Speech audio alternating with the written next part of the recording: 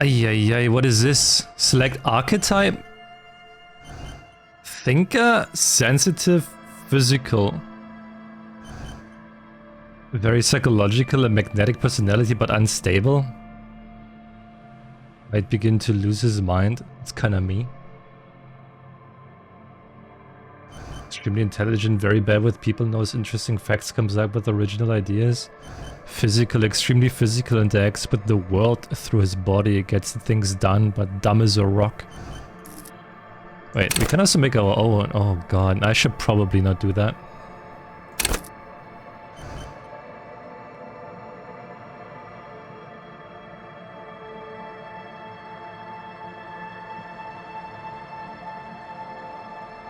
Sensitive kind of speaks to me. I'm ready to lose my mind. The furries are at home in the mirror. The furries.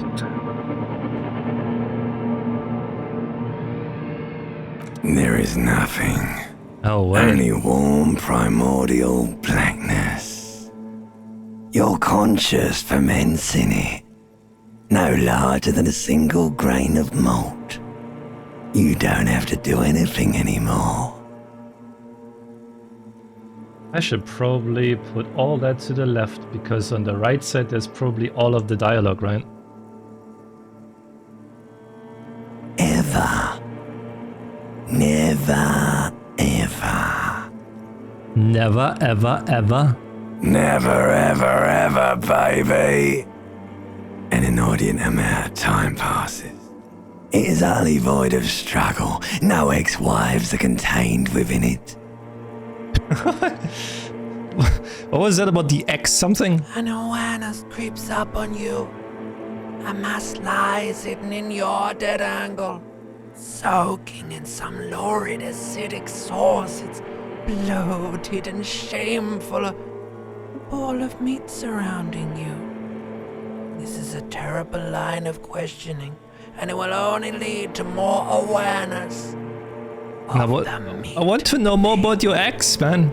Ex-love. Ex-tenderness. It is foolish of you to resurface to the loss.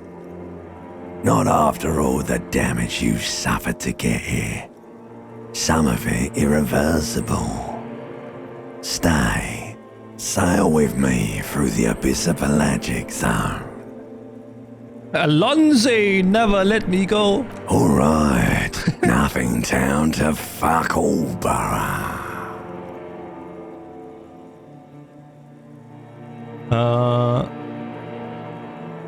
Look, there's I am tired of being this type of animal, and who gives a shit? Not you. Your days of giving a shit and being that type of animal are over.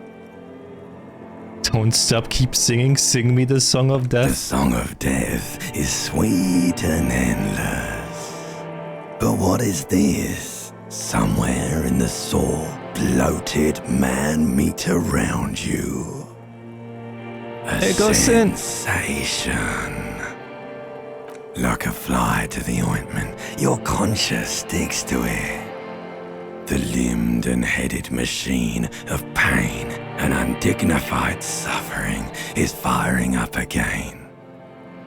It wants to walk the desert, hurting, longing, dancing to disco music. You can take it. You're a champion. What?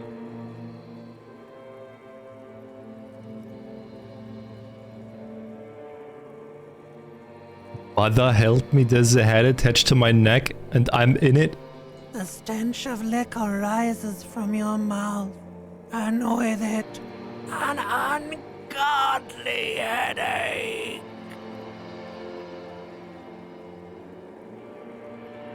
Who am I? What sort of creature does this to their own A mouth? fiery streak penetrates your skull, trying to force your eyes open. It's a sound, a clarion call from hell.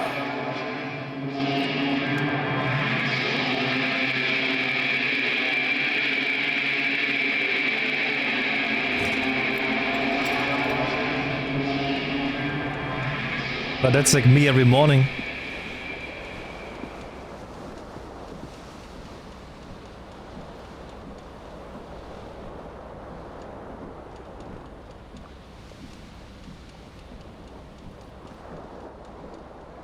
Male body.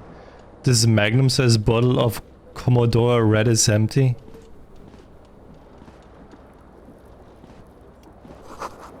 Looks like someone tore out the tape while the song was playing.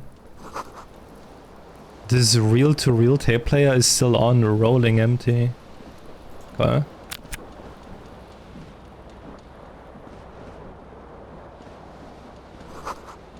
You see bottles in a bathtub, wine, beer and sweet liquors. Can I take that?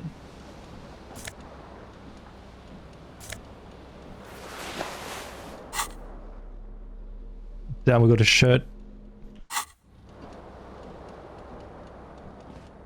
A mirror hangs above a bent and broken sink. In a fierce discharge of masculine energy, someone has ripped half the faucet off. Hot water sprays from the base and steam covers the mirror. You cannot see yourself, just the outline of a man. Suddenly, you realize you have no memory of the face that awaits you there, underneath the soft vapor. The mirror? As you slowly reach your hand towards the surface of the mirror. Abort. You clearly have not thought this through. You won't like what you see there, and you will never unbecome it. I don't give a fuck. Behold. Ew! What the fuck? You have no idea who this thing is, do you?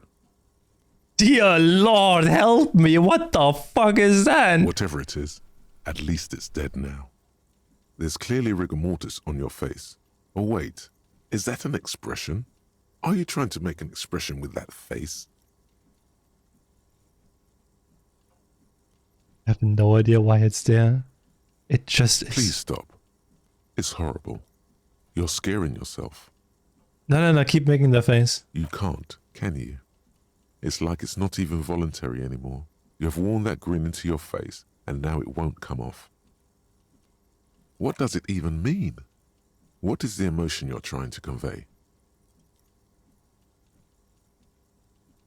I think it's supposed to look suggestive.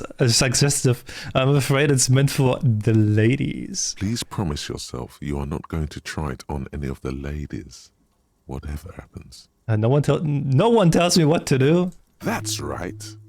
Not even yourself. Go ahead, try something. It's not an order. Oh, shit. Dig deep into your mind to locate the source of the expression. Attempt to stop the expression. Let's go this one. Like the rest of you, it comes from a bad place somewhere in the past. That's all you know for now. What's about the other one? It's too late. Like an image on film. The expression belongs to your primary motor cortex. What is that, It could take Yahweh? a minor neurological miracle for you to cease producing it. Wait, it just keeps loading. Oh, the expression? What the fuck? Wait, what is what the fuck?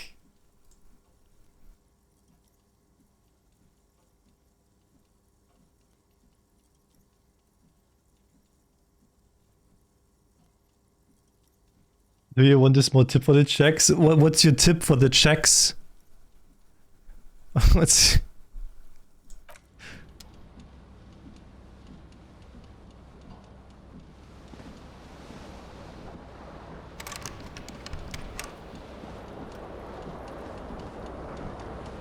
Oh, okay.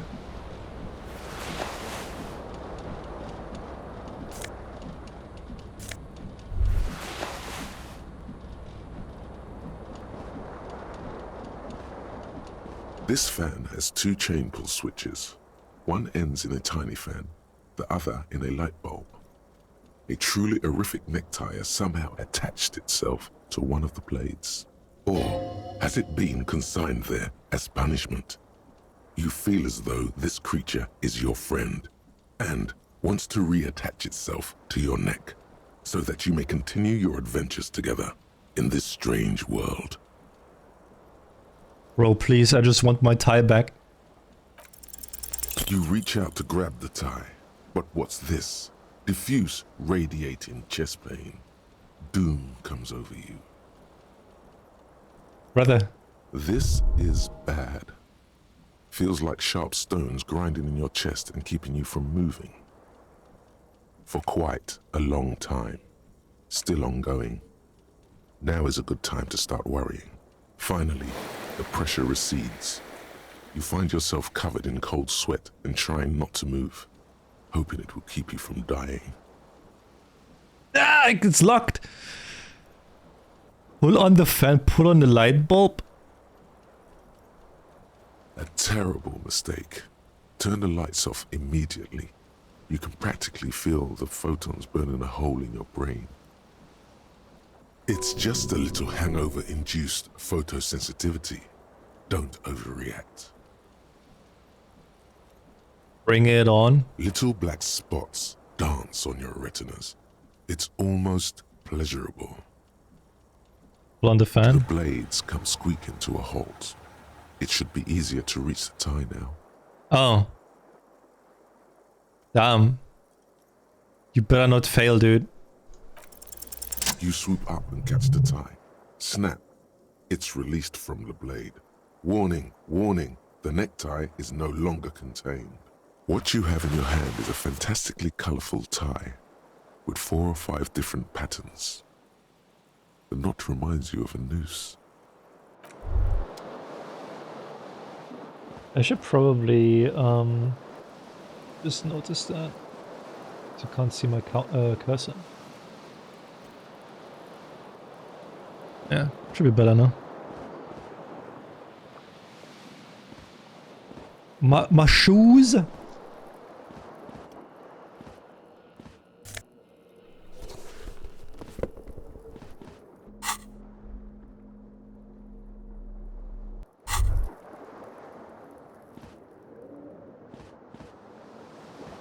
The window stands broken in its frame. Cold wind blows in. Assess the damage. The shards face outward. Whatever broke this window came from the inside. Did I break it with my own hands? A fine web of scarring covers the back of your right hand, but none of it is recent. What did this More then? likely a projectile than a held object. There are no fragments on the floor from pulling a tool back in after impact. That's the size of the impact. It is too large for a bullet, yet too small for a piece of furniture. You're looking for something heavy and larger than your fist. The single green shoe you found fits the hole almost as well as your foot. It would have also been heavy enough if thrown with force. Congratulations. You smashed the window with your own shoe. Now you only have one. If you're lucky, you could still find the other one on the balcony outside. The door to it should be outside your room. I should go and get my shoe, man. A cool wind gushes in. Your toes curl up from the cold. I want my shoe. What's here? What is this?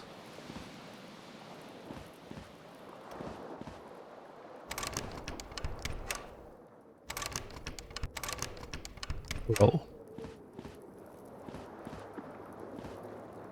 I guess we're gonna go outside.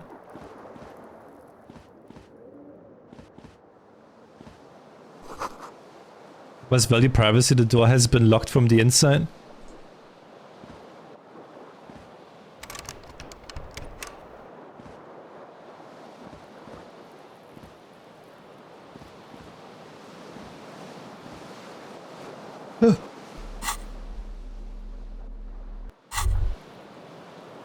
Why am I jumping through the window? The window stands broken in its frame. The morning light hurts your eyes. You hear a jingle. Oh, Keys are clinking in the pocket of your flare-cut pants. Push them out. It says whirling in rags on the aluminium keyring. There is a single key on the ring. The number 1 is etched on it. It should open the door.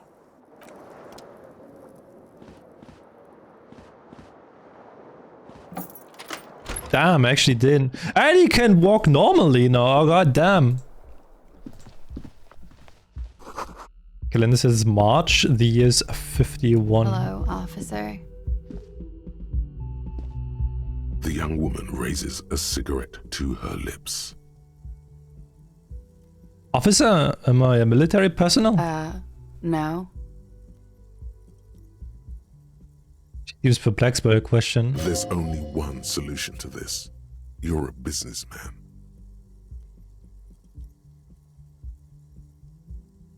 Wait, I know, a businessman, chief executive officer, right? The young woman shakes her head Okay. slowly. Chief technical officer? No.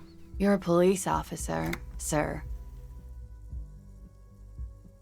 You're goddamn right. I'm a policeman and don't you forget it. Okay, cool.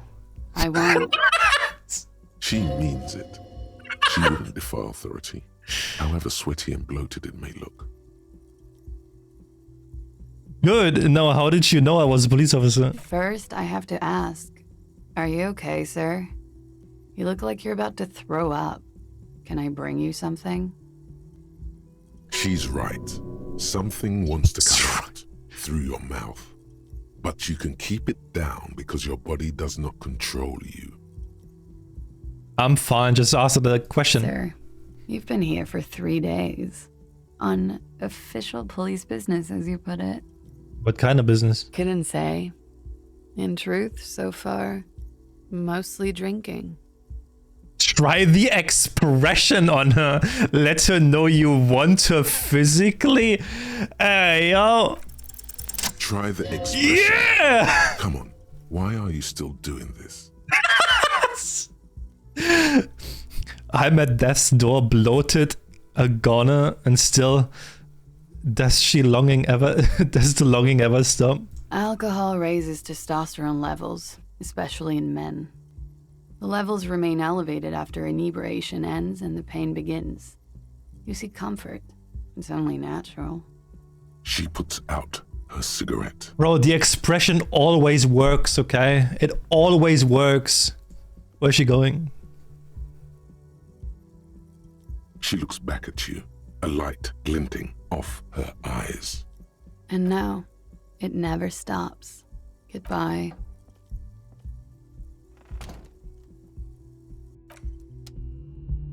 What? Looks like she left a nice long stub in the ashtray. I'm still smoking. Oh, it's still smoking. Hyper optimal Elysium. We're gonna go the Riz route. We're gonna put the expression on everyone. Try the handle. This door can only be opened with a key or from the inside. Knock. There is no answer. What the hear fuck? The shower being turned on. Somewhere inside. Hey, yo! A tremendous loneliness comes over you. Everybody in the world is doing something without you. I'm so alone, man. The door is indifferent to your loneliness. The world does not care. Oh! God damn, okay. Okay, you didn't have to say it like that. Still no answer. Knock again much harder. Still nothing. You should punch a fucking hole in it. Fucking whore! That felt good. Yeah! Everyone is a whore. Now punch a hole in the door. True! True! Hey Siri, you are also a horse. Don't. Everyone is a whore. What does that even mean? Breathe in and walk away. I could punch a door. You slam your fist into the vinyl. It does not produce a hole. The door sits sturdily in the frame, and your fist hurts. This was all a very good, normal thing to do. Well, how weak are we even? How weak are we? This is the weekend edition of the satirical newspaper Trompe le Monde or something. I can't speak Spanish. Something on the table? Oh! Money!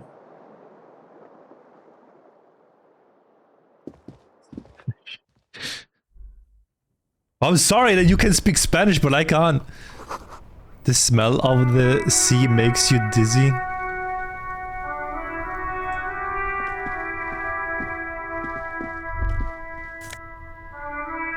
Ah, it's my shoe. A gust of briny wind washes over you. There they both are. Two identical shoes, both copiously green and indiscriminately snakeskin, reunited on your feet. How do they fit? Good, they're balanced, comfy. Feels like the only good thing about you right now, truth be told. Bro, what the fuck?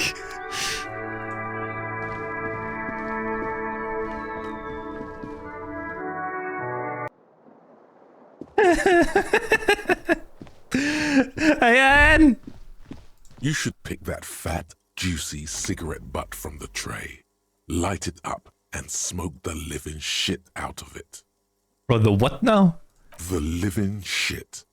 Your mesolimbic reward pathway does not mince words. It wants smokes. Am I a smoker? Who knows what you are? A monster, a murderer, the gnome of Jeroma? You feel like a smoker, especially when you look at that juicy, succulent, seductive cigarette stub, still smoldering deliciously. She broke it at the filter. I can't smoke that. How very astute of you. This renders it ineffectual. This fucking You should whore! look for a whole cigarette, or better yet, an entire pack. Strike that, a carton.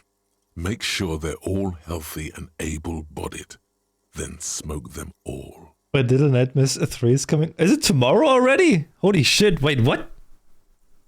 I thought it was like end of the month. The idea seems to make your neck expand. Suddenly, the garish tie feels very snug. Or you could not do that.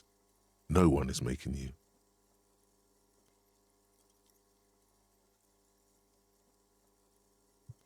I'll make it priority 1. Good. They'll make you stronger and better. You're too old to be cool now. But find cigarettes, smoke them, blam.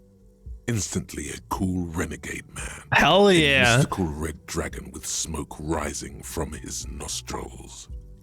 Plus, smoking them gives massive bonuses. Oh, fuck.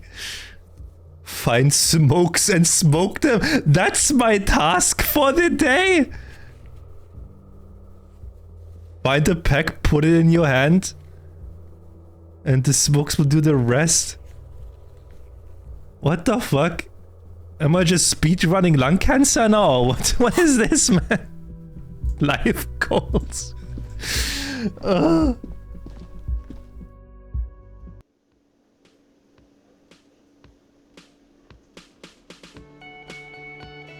Spark up some darts.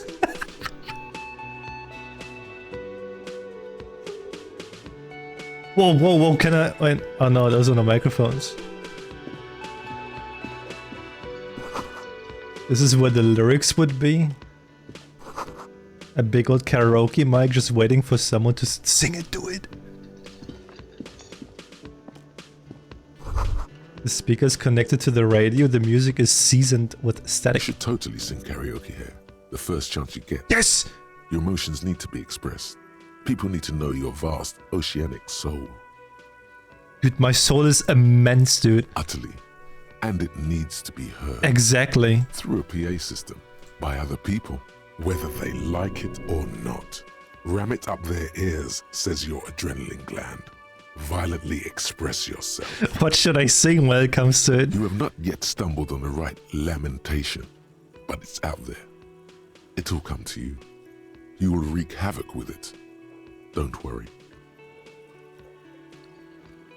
Maybe I should sing something happy. No, no. Don't sing the happy song. It's stupid. Sing the sad song. It's profound. You have to find something tragic to sing first, though. Get hold of a sad song on tape. Alright. Oh wait, can I? Quick save. Quick save is F5, okay.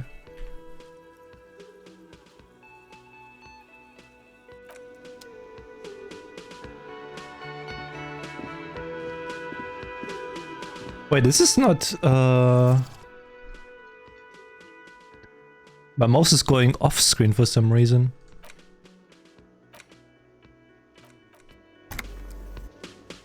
Is it full? Huh. It's weird. Okay, I can deal with that.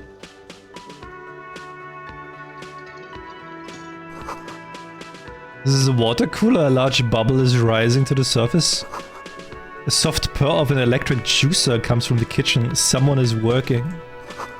The menu has been wiped clean. Only the words Monday is written on it. Yo, my dude! A man in his late 20s stands behind the counter, inspecting a stuffed seabird. As you approach, he gives you a sideways glance. That was disdain in his eyes. Even now, he's purposely ignoring you. Look at the stuffed bird. A competent work of taxidermy. The white and brown seabird lies among piles of coasters and drying mugs. One of its wings broken. The man is trying to mend it. Looks like the bird was ripped off the shield that was used to mount it, most likely on a wall.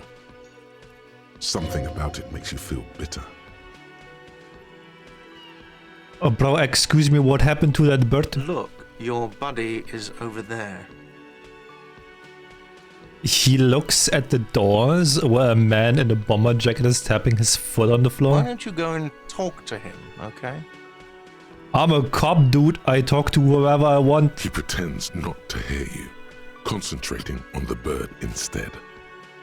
Something tells me you don't like me, man. Oh no, you're a hero. A real hero cop. So not only am I a cop, but I'm also a hero? Yes, you are. A real decorated hero. What did I do? What did you not do? First you took the body down, then you solved the murder, then you didn't trash my hostel room.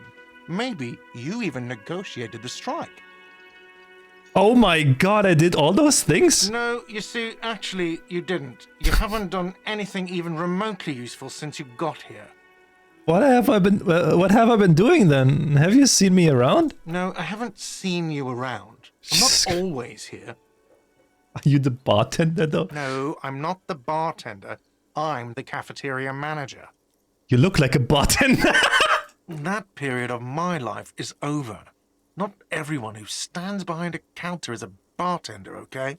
I'm the cafeteria manager. What's the difference though? I have 3 cafeterias to manage. Damn! 3. Sylvie tends the bar here, not me. I'm only standing in. Where did the Sylvie go though? She just, you know... He shrugs. There's something there, and it's not good. That's all you know for now. Okay. His dark secret.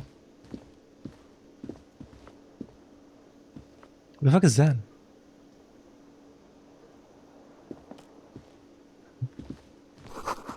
The sign reads Mess Hall reserved for union members. Doors open at 4. Oh, so that's on the other side then, I'm guessing. So I have to come back at 4 p.m. This royal pinball machine is unplugged.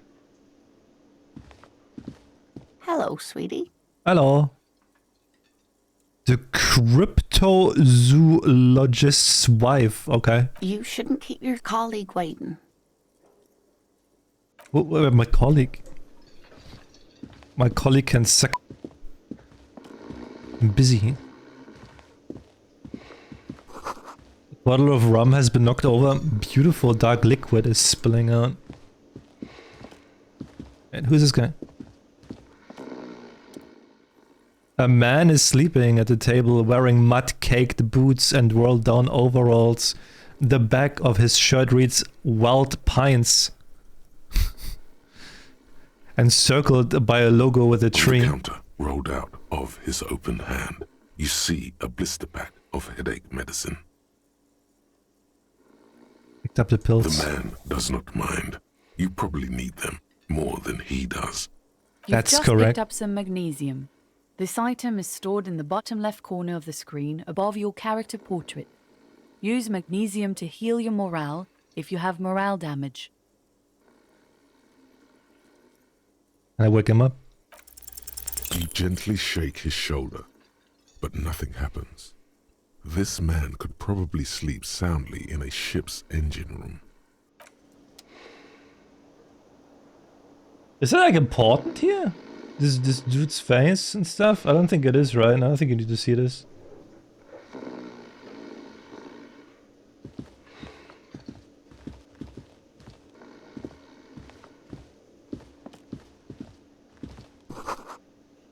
Summer door closed for the winter. See? Was bolted. A sign reads kitchen reserved for personal until 1. Oh, okay. Hello.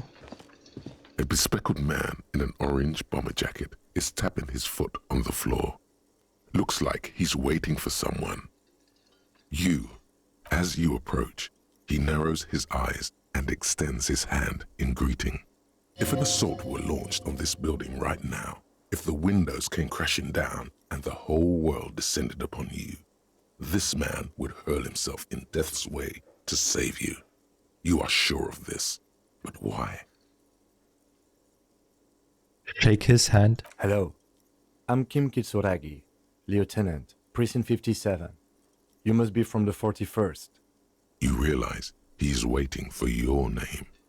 This is your chance to come up with a really good name for yourself. Get creative. Come on! Conceptualize. Come on! 28%! Please! Concentrate. Yes! Squint your eyes. Your name should be deep gold and orange. What? Like a forest fire. I thought I can like do my own Mixed with name. the stench of liquor rising from your breath. You're 2 steps closer to it, but there are still many to go. Oh my god. It doesn't do shit though, does it? It's not yet time. Okay then.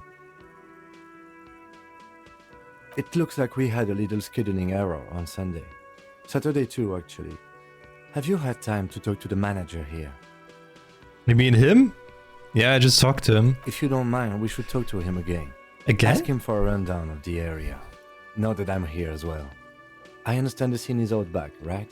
It also wouldn't hurt to assure him the police are finally here. In full force, I mean. Have you mapped out the initial interviews? Yes, the police. I'm aware I'm a policeman. Right. And the interviews? What interviews? At the 57th, we like to prepare an initial list of persons of interest, and then just skim the surface. Prepare the field, get to know the players. You don't do that? Maybe Nope. it's not an inter-district practice. I haven't. Okay, we'll have time for that after we take a look at the coroner's case. Have you removed the dead body from the tree? Dead body? Mm-hmm. Look, man, you know, yeah? Does that mean the body is no longer in the tree? No. So, the body is still in the tree. This is the first time you detect a weariness in the lieutenant's voice. It is obvious he would have preferred for the body to no longer be in the tree. Where it has been hanging for 7 days straight. We should go there as soon as we are done talking to the owner. What were we supposed to do again? Talk to the manager. Then we go out back and take the body down. How can you be so sure I'm from the police? I was sent here to meet a detective from Precinct 41. You have the insignia of the Citizens Militia on your sleeve and on your back.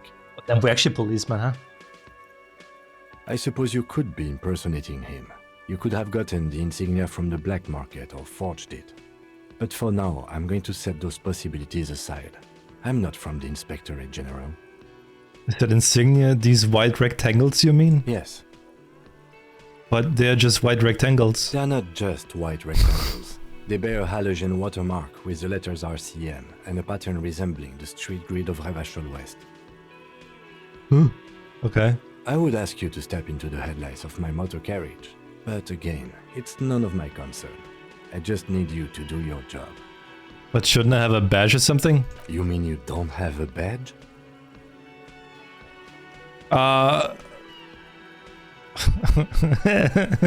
have my badge. I'm a policeman and I have my badge. Oh, if you didn't have your badge, then that would be very bad. Oh, You will need really? to report it on my shortwave. But since you do have it, you Yeah. can go straight to the task at hand.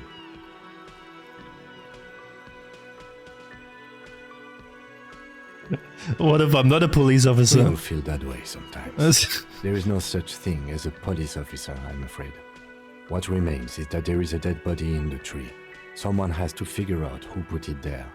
If we don't, no one else will. Okay. But first, we have to take it down. I can't remember I anything. can see you drank last night and the night before, and that you are still drunk now. But I have seen officers go through worse. Much worse. If you need something for your headache, there is a general store nearby. But as I said, the dead body should be our #1 concern. A painkiller would be good about now. This thing is pulsating with discomfort. The best cure for a headache is, of course, morphine. They won't have that. And we're gonna So go right to the art stuff, huh? After you, officer. Lieutenant Kitsuragi is now in your party. You can talk to him whenever by interacting with him. Yes? I want to talk about you. Me? Yes, I you. don't see how my life is pertinent to the investigation. Come on, Lieutenant, open up a little. If you insist. What do you want to know? You're wearing glasses. That's correct. That makes him a Beano-clad, completely uncopped material, if you say so yourself.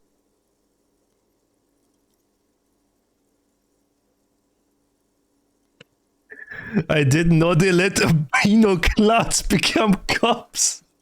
I can assure you, detective, that I've passed all the required physical exams within the last year. Can you say the same? You may not remember taking any little tests, but you're strong as a goddamn ox. Anyone can see that. Flex your biceps, check it. I was made to crack skulls and solve cases. Just because your precinct has a reputation for cracking skulls doesn't mean that's the only way to solve a case. Was there anything else? Tell me a secret about yourself? No. No, come on, man. Ask again. Your brain sends the signal to your lips, but they refuse the order. Something is paralyzing them. You're pretty sure it has something to do with the lieutenant's eyebrow. The eyebrow is exercising psionic control over you. Bro, what's happening to me? Something the matter, detective? This guy's got authority off the charts. With just the flick of his eyebrow, he's able to make you his thrall. So what can I do about it? Nothing. You better hope he doesn't abuse his authority. There's a lot of it. Silently scream for help. If the lieutenant were an evil man, who knows what sort of havoc he could wreak. Fortunately, he is a committed officer of the RCM. He'll only use his powers for the good of the investigation. The lieutenant relaxes his eyebrow, and you seem to regain control of yourself. Bro, why is this game such a fucking shit fest, man? What the fuck?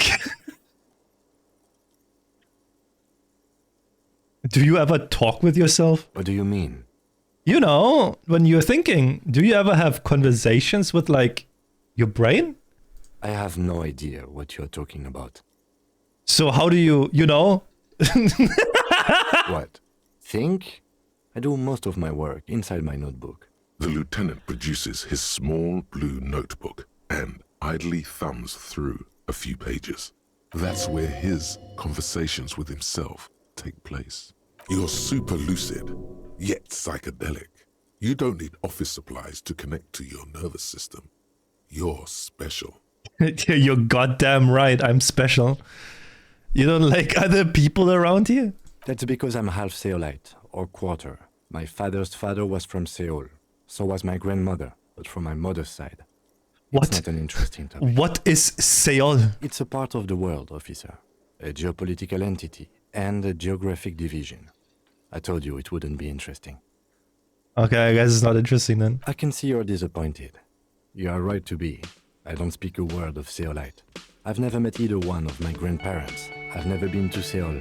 I'm a regular garden variety. Where's this music coming from? He's glad to have shut down your question. That's all for now.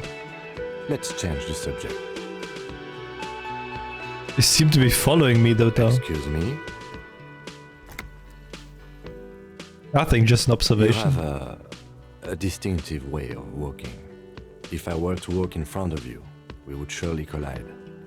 What do you mean distinctive? I hope you don't take this the wrong way. It's just a collegial observation. In the 57th, we call it the Jamrock Shuffle. Officers from Jamrock's 41st Precinct... Yo, Kayla, welcome back! Hope you've been doing well. They say it's a scene-clearing technique developed by one of your lieutenants for gathering evidence. It's erratic, yet thorough. Prioritizes containers. Bro, that's racist. I don't prioritize containers. I'm sure you don't. It's just a stupid interdepartmental thing. I'm making assumptions. We should move on. Passing along frivolous interdepartmental stereotypes is not usually his oeuvre.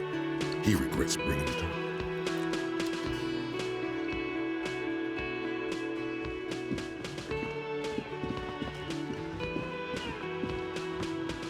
The man with the unimpressive beard notices you approaching. He drops the ledger he was holding and turns to the lieutenant. Mr. Gart, right? You run this place.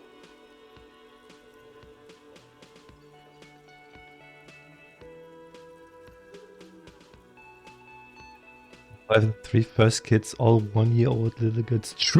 Triplets! Holy shit! Oh, congrats! I hope it's not too stressful. Well, like 3 of them? Goddamn. That's really, really lucky though. Well, I'm glad to hear that. Yes. Sounds like it's going great. I'm tired, man. I am Kim Kitsuragi from Precinct 57. It's a good thing of tired, right? It's a good tired. District investigation. So joining me from Precinct 41.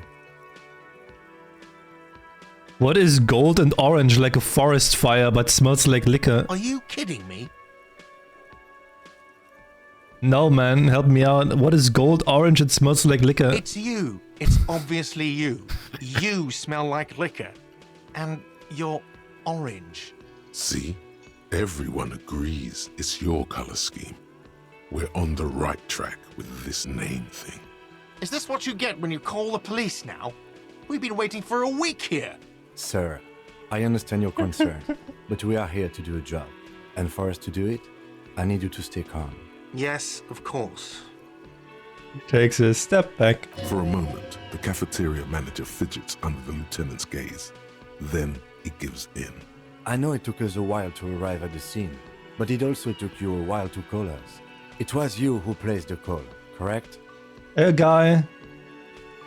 Liking it so far. It's like such a big, like, it's like, I don't know how to say it. It's like a mean game, it feels like. No, I only You just can do got so much here. shit in this game. Probably Sylvie who called you. She usually works the bar here. I'm only temporarily taking over her duties. Do you have her number? As a matter of fact, I do. He looks behind the pile of coasters, finds a slip of paper, and hands it to the lieutenant. You said you just got here. From where? Are you a local? What, of Martinez? No, I live in Jamrock. I only sometimes come here to keep an eye on the place. This is just one of the many, many cafeterias I manage. Something funny, my wife is 4'8". What? You're 7'4"? Holy shit. What the fuck? I'm 6'1" and I'm like the largest in my family. What the fuck? 7'4"? Bro, you are a giant. But you still know your way around, yes? In case we need directions. Yes, I know where some things are, but as I said, I don't live here. I just used to work here. And I'm not going to start working here again, if that's what you think. I didn't imply that. Detective. Who, me? I have everything. You? Oh, you mean, do I have questions? Yes, yes. He means, do you have questions for me, like a police officer would? Where exactly is the body? Behind this building, there's a courtyard. They hoisted him up on a tree there. Okay. And how do we get there then? That's easy. See that door there? First you exit through that. Then to your right, you should see a big hole in the fence. A really big one. You can get to the courtyard through there. No need for the keys. The hole is big enough for the Franco-Nigerian cavalry to fit through. Does he want you to feel guilty of making that hole? It's implied in his voice. Or who killed him? I don't know who killed him. I'm not the police. That's your job. Did you kill him? What are you, crazy? Of course I didn't kill him. Suddenly you tense up. Blood is being pushed to your muscles. You should hound him on this. Hound him hard. The prey drive says. Did you kill him, God? No, I didn't. You can tell me, God. You killed him, right? I didn't. I don't appreciate this. Just What is arrest this? him. Why did you have to kill him? Do I have to answer him? Is this mandatory? The lieutenant stands motionless, his expression unreadable. Did he hurt you? Is that why? Did you get some kind of sick kick out of killing him? What are you, an idiot? I told you I haven't killed anyone. Anyone? Have you killed someone else? He ignores you. Oh, what the fuck, man? Why did Sylvie go away? She went away because none of your business. This is the second time you avoided my subject. Oh my god, what is your obsession with this Sylvie person? Get over it. Maybe it's he who's obsessed with this Sylvie person. Certainly sounds like it. That's all. Let's go. Damn. Okay. Not so fast. You owe me 130 real. No one is saying the multi-pattern necktie you found tied to the ceiling The as a expression. can talk. No one. It must be merely imagination. Let's bail! Time to push the eject button! Sounds like a responsibility! You don't like those! No, don't listen to him. It's madness. Just talk. Bro, can we slip away unnoticed?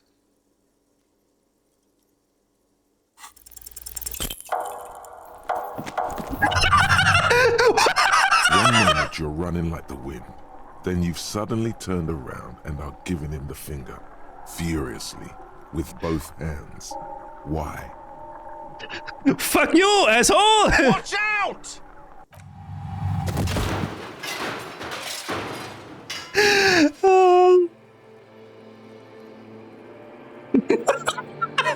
Everything goes dark. Back so soon. It was so worth it. Admit it. You just missed the quarter light. The darkness on the edge of town. I was wrong to let you go. I should have kept you here. Is it bright where you are? Is it terrifying? Have you felt the love? I sure as hell haven't felt no love. That is too bad. We all need a little love. Are you okay? Evo, thank you so much for 19 months. Appreciate it. No, you have sustained a trauma to your lower neck. In addition, you have strained your left trapezius muscle. Pain surges down your back when you move. No, are you okay? The chair took the brunt of it. Don't worry. Are you sure, ma'am? Yes, yes. Check on him. Sir, I didn't mean for this to happen. I'm sorry. This has always been a cop-friendly place. The man seems shaken by the The incident. drinks are on the house, okay? There were a lot of drinks on the tab. I still have to charge you for 3 nights and the broken window, though. That's 100 square. Cool. Not entirely cool. You still owe me 100 real. If you don't have it by tonight, I can't let you back up there. And for God's sake, watch out for yourself.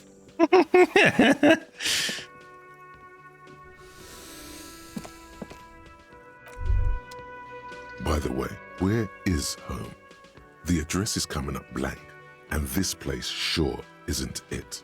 Do I even have one? But you've been at this hostel cafeteria for only 3 nights. Where were you before? You had to be somewhere. How far away? In time or space? Both. That doesn't sound like somewhere you can stay if you run out of money. Can I trace the way back somehow to the exact street, the exact number on the building? I live in the dumpster, I don't care, fuck everything, hobo cop. Entertain the thought when you get the time.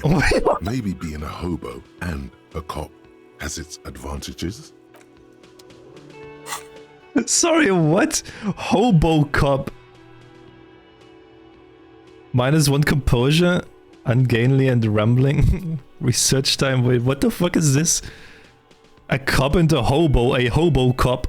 Upsides can be the shelf, doesn't have to wash, carries himself with lurched gusto. Hobo cop doesn't need anyone or anything. No one can kick you out because you don't have a home. Never pay rent again. Never again here. You are drunk. Why did you even come home? Why did you even come here, Harry? Go home. You're embarrassing yourself. Downsides, are there any? I mean, seriously, give me one. What is this? So wait, I can think about Hobo Cop now for like 4 hours and 20 minutes or what?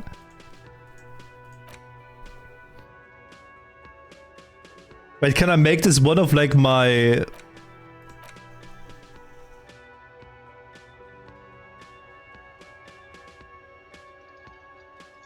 Wait, what? This is your first... Yeah, it's my first thought. I have no idea what I'm actually doing here.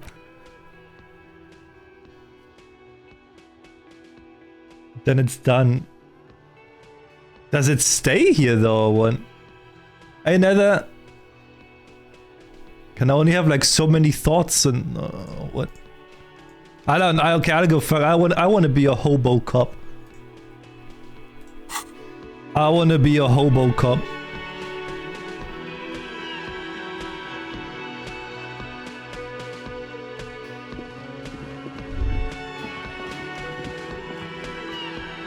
Okay.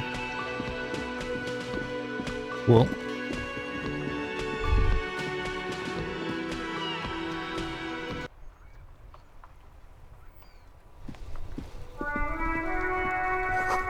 A heap of snow melts in this wheelbarrow. The RCM in Martinez. What can I help you with? Sound surprised. We don't see a lot of police around here, that's all. Some questions for you. Of course. What can I help you with? Who are you exactly? Me? I am just a gardener. Good to meet you, just a gardener. Another question then. I am pleased to meet you too, officer. We need directions. Of course. Where to? Where am I? What do you mean? Just tell me where we are, okay? We're in Martinez, sir. This intersection is called Roundabout North, I think. Well. No problem. Of course. Her gloves. You get the feeling that you need them. You have a dead body to deal with after all. Well, one more thing, can I borrow your gloves? Sure. Keep them. I have another pair. She hands you the rubber gloves with no visible annoyance. Ooh. Ooh.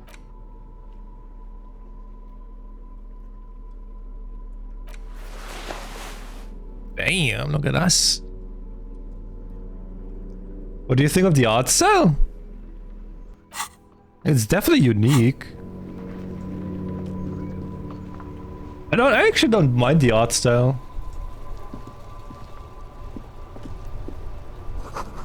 Pigs go home. The street name is illegible. The street sign reads, fuck the police. Yeah, fuck the police, man. There are bottles inside. You could pick them up if you had a bag. Ooh.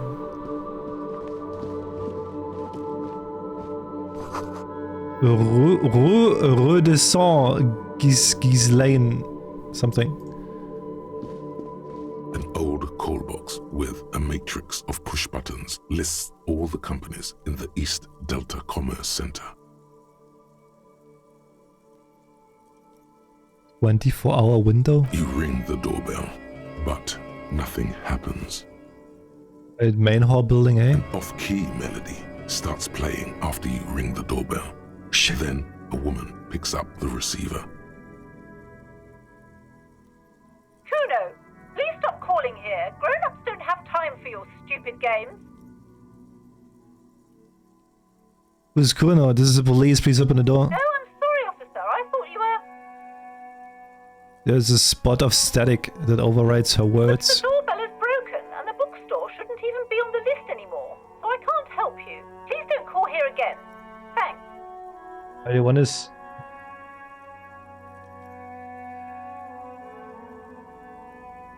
Is I gonna go up here or something? A single beep indicates that the line has gone dead.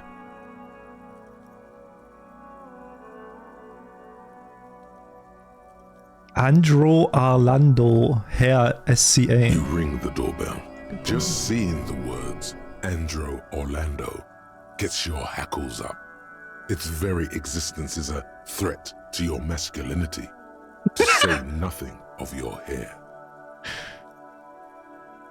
Artemi taps boxing for young athletes. All you hear is static, but no one answers the call. Emma's fashion atelier. You wait for a minute or two, but all you get from the call box is silence. Fabron's taxi. Answers. Looks like someone has melted half the plastic off with a lighter.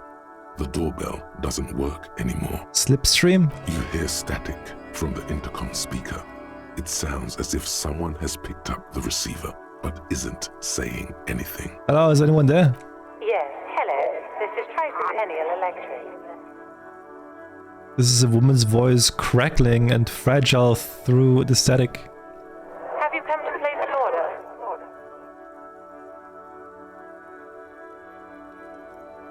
Yes, I've come to place an order. My God. The lieutenant exchanges a look with you. Sorry? It's you. My God. I didn't think I would hear your voice. It's a woman. She knows you. It's a woman! Your heart beats faster. Oh, damn! No, something's wrong here. Are you sure she's talking to you? Yeah, it's me. Here I am again, crawling back into your life. Michelle, just please.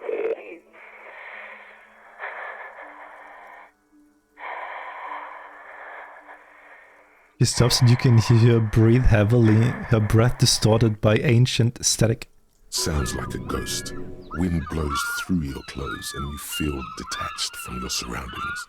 Inside the building, a cold memory hangs. Why did you even call? I don't understand. You've been gone for months. I thought you didn't care. Of course I care, it's just that I've been going through some tough time. Ever since I came to work here, it's been different. As if my mind's been wiped clean. A spot of static overrides her words. When she speaks again, it sounds like she's submerged. It's so nice. It's so nice to be able to finally forget. Forget about what? She sounds like she's about to cry. The cold is deep under your skin, as if you were talking to someone who's 100 years away. Somewhere inside the building, water is flooding the cellar floor. Hello? She doesn't answer.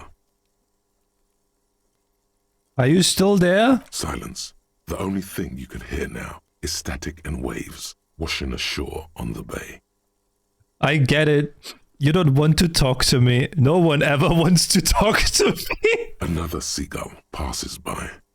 It's getting cold standing here, staring at the silent call box. It must have been some kind of faulty wiring. We should maybe stop playing with this doorbell. It looks ancient. Fuck. You press the number sign on the keypad that terminates the call. 12 name cards on the call box read. Wait, what is this? Volition 5. Whatever she says, it can't hurt you. You're a different person now. Stronger, healthier, and... And? Alright, maybe not healthier, but it's a bonus that you've drunk so hard you can't remember any of your past relationships. Oblivion's the ace in your corner. Call her again. There's a light buzz as you press the doorbell, waiting for her to answer the call. It's cold outside, and you can hear the wind blowing into the speaker. A strange metallic taste fills your mouth as you stare at the intercom.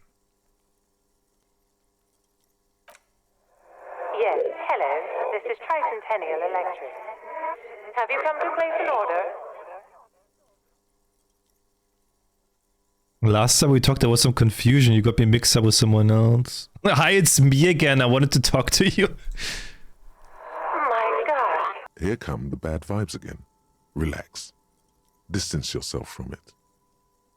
Please don't hang up. I just want to explain myself. It's you. My God. I didn't think I would hear your voice again. Wait, is she... Didn't you already say that the last time we talked? Michelle, just please. Even her breathing, the way her voice drops when she finishes a sentence was exactly the same. Why did you even call? I don't understand. You've been gone for months. I thought you didn't care. It doesn't matter what I say, you're just going to continue, right? The voice from the intercom doesn't answer, but you can hear her breathing. Wind blows into your microphone again, crackling and echoing in the box. Your hands are getting cold and your breathing becomes visible, forming small silvery puffs in the air. Can we talk now? Ever since I came to work here, it's been different. As if my mind's been wiped clean. It's so nice. It's so nice to be able to finally forget about you. And then it hits you. You're recording. She tries again not to cry, and still doesn't succeed completely. Her quiet sobs sound old and distant, as if her voice is being played off a wax cylinder. Real or not, your mirror neurons react. It feels painful to be listening to this. Anger boils up in your chest. Go ahead, ancient recording, cry then. Her sound melts into the static from a long-distance phone call. From time to time, you can hear people talking in the distance, but can't make out any words. This is where you hung up the call the last time, but the recording is still going. A phone rings in the office with an old-fashioned chime, and someone walks by in a pair of heels. The static is like a warm blanket wrapped around the sounds. Anyone there? No one replies, but the static grows stronger like rainfall. Then a female voice speaks out, completely different from the one before. Glorious and total somehow. Crawling inside your head. Her words are too cold to comprehend. She smells of sodium lights and rain streaks on car windows. Eyes like pilot lights watch your shape in dark hallways, guttering. So... The strange alien thought pattern ends. The lieutenant cuts in inspecting the intercom. It was a recording trapped in the circuitry from some ancient tenant. This sometimes happens. Shall we conclude here? We have other mysteries to solve. And a recording trapped in the circuitry? Mm-hmm. I don't have time to explain it to you right now. Maybe sometime later.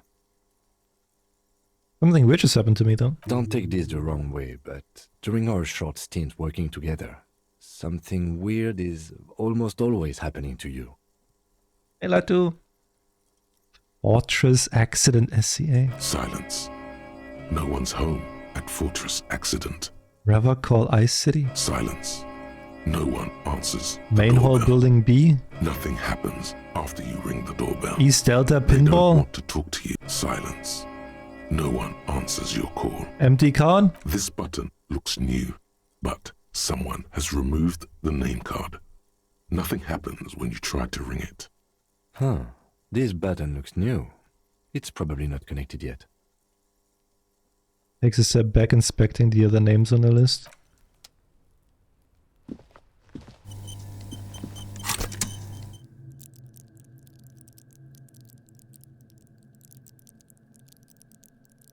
Does that mean? Wait, what? Level up?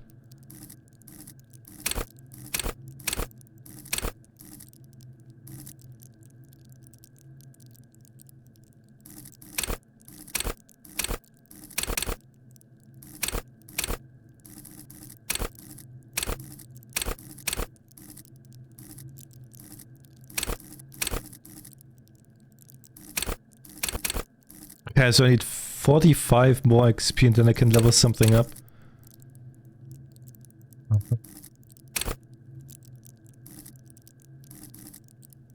Huh?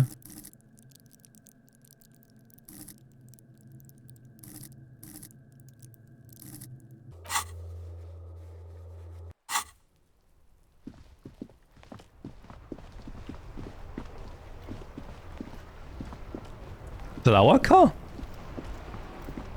Before you stands a motor carriage. The bodywork is covered in blue and white livery, bearing the number 57. Vapor emanates from the large engine on the back of the vehicle. It hasn't had time to cool off yet. In the cabin, you are welcomed by a set of steering levers, a radio microphone on a hook, a pull-out toolbox under the seat, and the soft glow of the fuel preheater gauge. Run your fingers over one of the steering levers? The white suede feels luxurious under the touch, and the metal clutch handle so very familiar in your palm. Pick up the radio? The frequency tableau lights up, and the green button labeled Prime Line glows like a feline eye. And then you hear something. The soft purr of electrical kittens, radio waves cast far and wide over the metropolis. A woman's voice greets you through the static. This is Precinct 57. Hello, Lieutenant. How may I assist you? Hello, Alice. Please assist our colleague from the 41st Precinct here. Shut the fuck up, shut the fuck up. Hey, hi Alice, hi Alice. This is the officer from the 41st Precinct speaking. Nice to meet you. This is Officer Alice Demetri, Precinct 57. How may I assist you? I need to connect. I need you to connect me to civilian, a Sylvie. She may have a reported murder. Of course. What is her number, officer? Kim didn't God give you Sylvie's number? Yes, hold on. Her number is 005 1944 298. Received. Hold on, officer.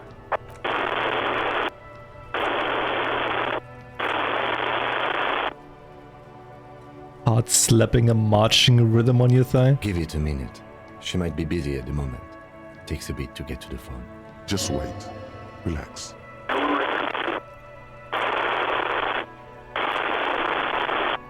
Officer, I have Sylvie Malaika on the line for you. Yes, hello?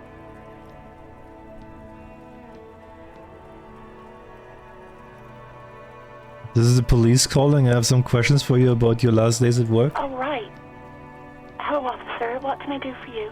You can hear resentment in her tone. She's not thrilled to be talking to you again. There is no resentment in her tone. She wants you to ask her out. No question about it. Hey, do you want to grab a cup of coffee with me sometime? No, absolutely not. Oh! Oh no!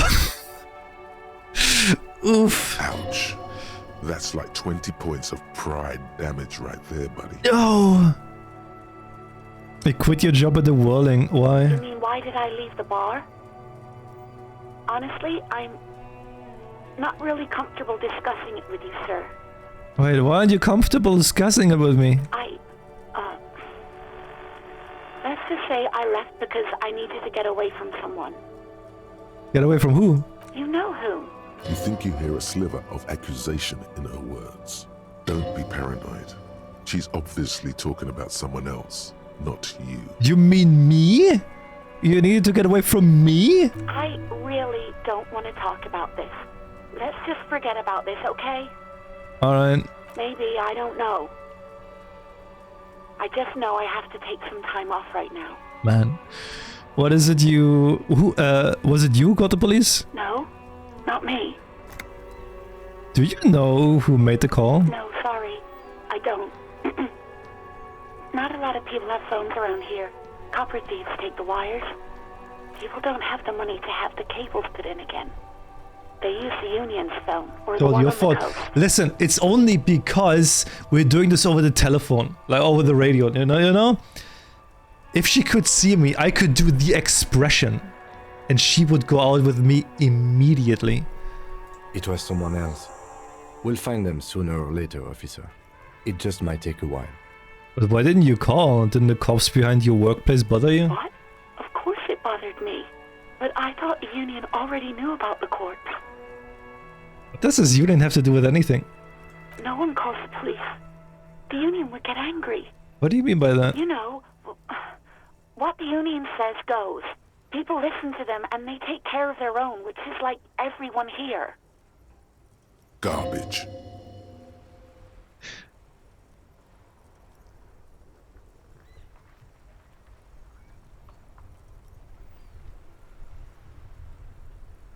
I am the authority around here. Okay.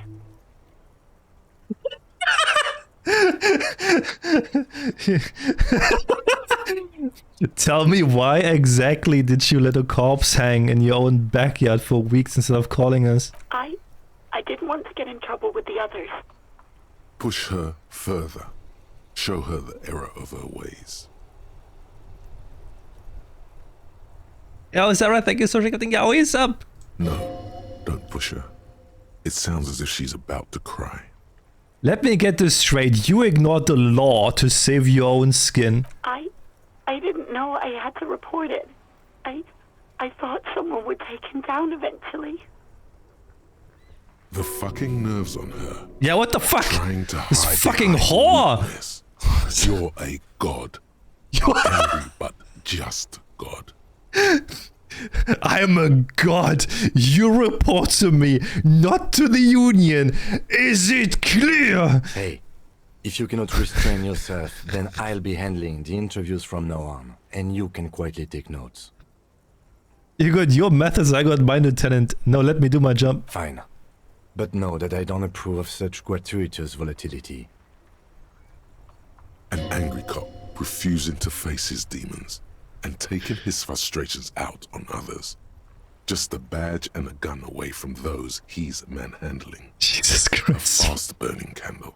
That's the side you just exposed to the lieutenant. He doesn't judge. Has seen it too many times already. You both have, probably, but he takes a mental note. Breathing on the other end suggests that Sylvie is still on the line. She heard everything. Okay, next question. Okay. I think I got everything. I do hope so. Please, don't call me again. Wait, Bye. why does she seem angry with you? What? Wait, you ask her out, said you're the authority, made her cry early.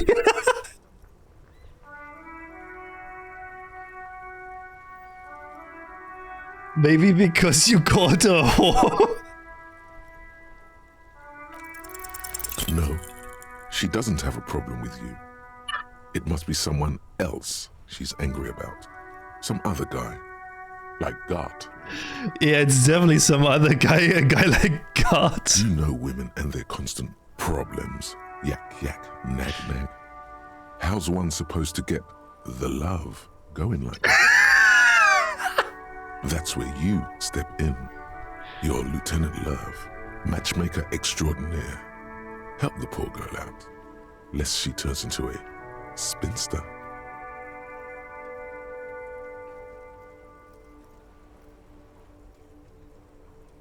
What the fuck is a spinster? Yeah, she's a woman probably just playing hardball with the goods. Oh yeah, my point exactly. You know how they are. Transactional and hysteric. Loony broads. You know what you've got to do. First, you've got to calm her down. Tell her you've got everything under control. Then go and have a little boy's talk with God himself. Think you can do that, Lieutenant Love?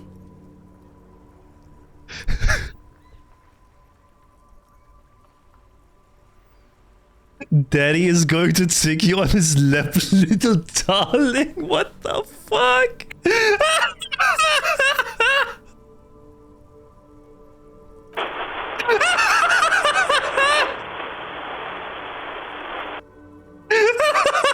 Call was terminated by the other party. Anything else, officer? She just hung up. It's on. The love quest is on. Too late, everyone. It's on.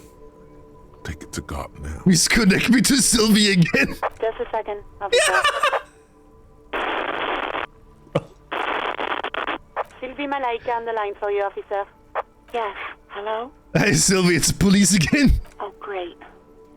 What else do you need, detective? You hear the call breaking up on the other end of the... Anything else I can help you with, officer? Will you connect me to the 41st precinct? I have something I need to report. Just a second, officer.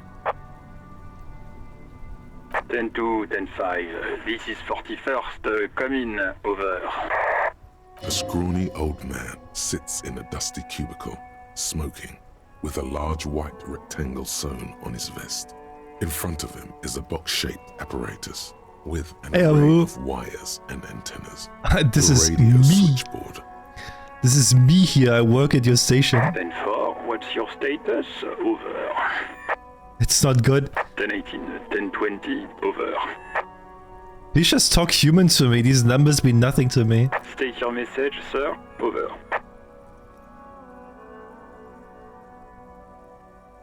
I'm in dire need of financial assistance. 10-4, I hear you. I don't have the authority to grant your request, but...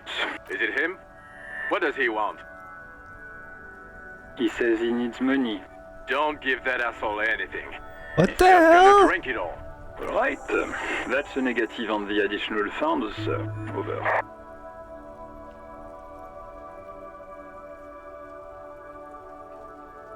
Bro, this is paramount to the investigation, man. He says it's important to the case.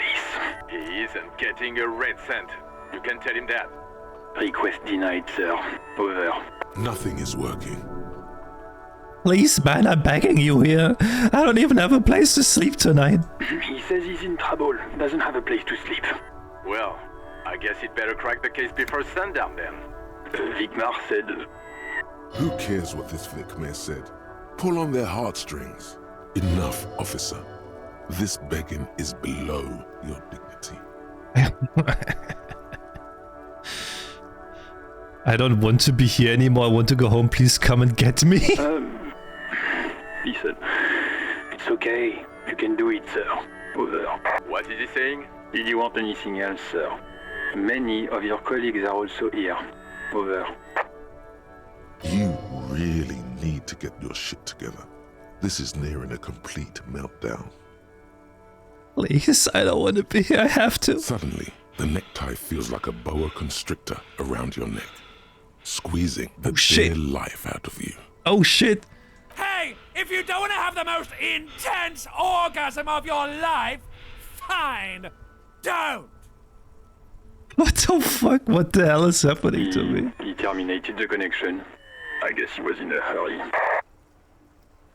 Please, I'm scared. I can't fuck. I can't breathe. The radio falls silent and lifeless. The communications officer has disconnected the call. What was that? It's okay, detective. We call it subterfuge in the Force. Ever heard of it? Wipe tears away. We should get on with our tasks. Work always helps me center myself. Now, anything else you need from my vehicle, or...? 18 kilometers to the south, in the 41st Precinct's relay booth, a small crowd has gathered around Communication Officer Jules Oldboy Pidier. Around a dozen cops. The small room is filled with cigarette smoke, abuzz with laughter, when Officer Judith Minot enters. Her left arm is in bandages, and her hair trimmed short. What is going on here? Did something happen? She asks, startled. Jean Vickemer turns to her and What says, happened is my partner made contact. It's not good. He seemed confused, delirious even. Mac, the torso Torson, is finger-fucking his fist. What makes it he's what? Apparently telling some dirty story to his partner. He's what the fuck is finger fucking? Yeah, Mullen was fucked, alright. Sounded fucking drunk to me. Yeah, Mac's right. This was some gnarly shit there. I mean, before he started begging for money, it was... Enough! None of this is funny. It's fucking sad. That's what it is. He's a cop. He's one of us, goddamn this. We must help him. Mino looks down at her neatly polished black shoes. There's a quiet firmness to her voice when she speaks. Yeah? How do you fucking plan to do that, huh? Get him off the drink? Go jogging with him in the morning and get him on car juice? Skywalker. He's a lost man. I just know we can't give up on him when he's at his weakest. He wouldn't. The crowd in the room has started fidgeting uncomfortably. Someone's trying to slip out unnoticed. Mac, man the door. You know what he told me? I don't want to get better. I want to get worse. Those were his words. He sighs heavily and turns to address the room. This shit does not leave this room. Not a word of this to the captain. Or anyone else. We'll give him a couple of days to pull his shit together. I guess I can hold off the report for a few days. Old boy lights another cigarette. Good. Okay, everybody. Nothing but a prank call here. We all got our laughs. Now get back to work. Far north, on the other side of the motorway, the officer quietly hunches with his hand in the motor carriage. Pull out the pull-out A toolbox. metallic drawer slides out from under the seat and clicks into place. The tools inside are neatly organized. Take what you need, officer. It's going to be a long case. I'm not protective of my tools, like some men are. He's clearly a little protective of his tools. But what can you do? Work is work. Oh, the rubber-handled chain cutters. The handles are long and sleek. Snap, snap, go the cutters in your hand. The pry bar? The pry bar feels nice and cold in your hand. Heavier than you'd think. Cold and heavy, like truth. You feel like you're reunited with truth once more. Useful for opening all sorts of doors and lids. It's robust, weatherproof, and well-made. Police issue. Blue lets you see things in the dark you would otherwise miss. The pull-out toolbox slides back into its nest. Preheater gauge casts a warm glow on the steering levers and the radio on its hook. Tap on the fuel preheater gauge. As you tap on the gauge, the indicator pin jerks as if startled. It's in the large orange sector, indicating the engine is warm. Next to the gauge is a red switch labeled heat. There's no use pressing the heat button. It won't start without the ignition key. Alternative translation. Don't even think you can drive my MC. Kim, what are we looking at? What is this machine? This is the Kupris Kinema, my motor carriage. You can use the toolbox and the radio if you'd like. Motor carriage, motor carriage. Something bad with a motor carriage. A dark lump rises in your throat. Hey, but what is a motor carriage? A motorized vehicle, officer. I'm sure you are familiar with the concept. We've had these for nearly a century. Looks at Carl, what the fuck? What is the sinking feeling I have with the words motor carriage? Nothing. It's probably nothing. Forget I brought it up. Please proceed with the carefree lollygagging. And we turn it on and drive somewhere? No, I'm afraid not. Come we have on, a murder man. case on our hands, remember? Do all policemen in the RCM have such cool motor carriages? The Caprice Motorcar does provide most of our patrol vehicles, yes. In the cabin, you see a set of steering levers.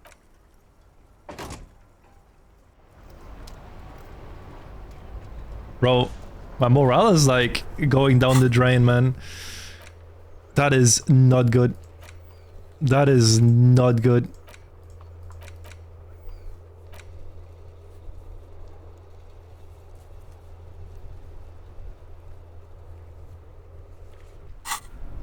Inside, you see a set of steering levers, a radio microphone. This is Precinct 57. How may I... Just a moment. 10-4, come in, officer. Over. This might sound odd, but there's personal details I like to discuss. 10-4, your badge should have most of your personal details. I don't have my badge. Over. But you said... never mind. 10-9, repeat message. Over. My badge, I can't find it anywhere. It's basically gone. 10-4, message received. This is a very serious situation. I need to 10-22 the captain. Over. 1022, the captain. This sounds bad. Bad and scary. Like being called to the headmaster's office in school. Any other good news? Yo. He's saying he lost his badge. He what? He lost his badge? Who lost his badge? Dick fucking Mullen. Who do you think? It's Officer Dick Mullen from the bestseller Dick Mullen and the Lost Identity. He says fighting of laughter. Dick Mullen is not your name. It's the name of a fictional detective who would not lose his badge. Defend yourself. Immediately. They're laughing at you.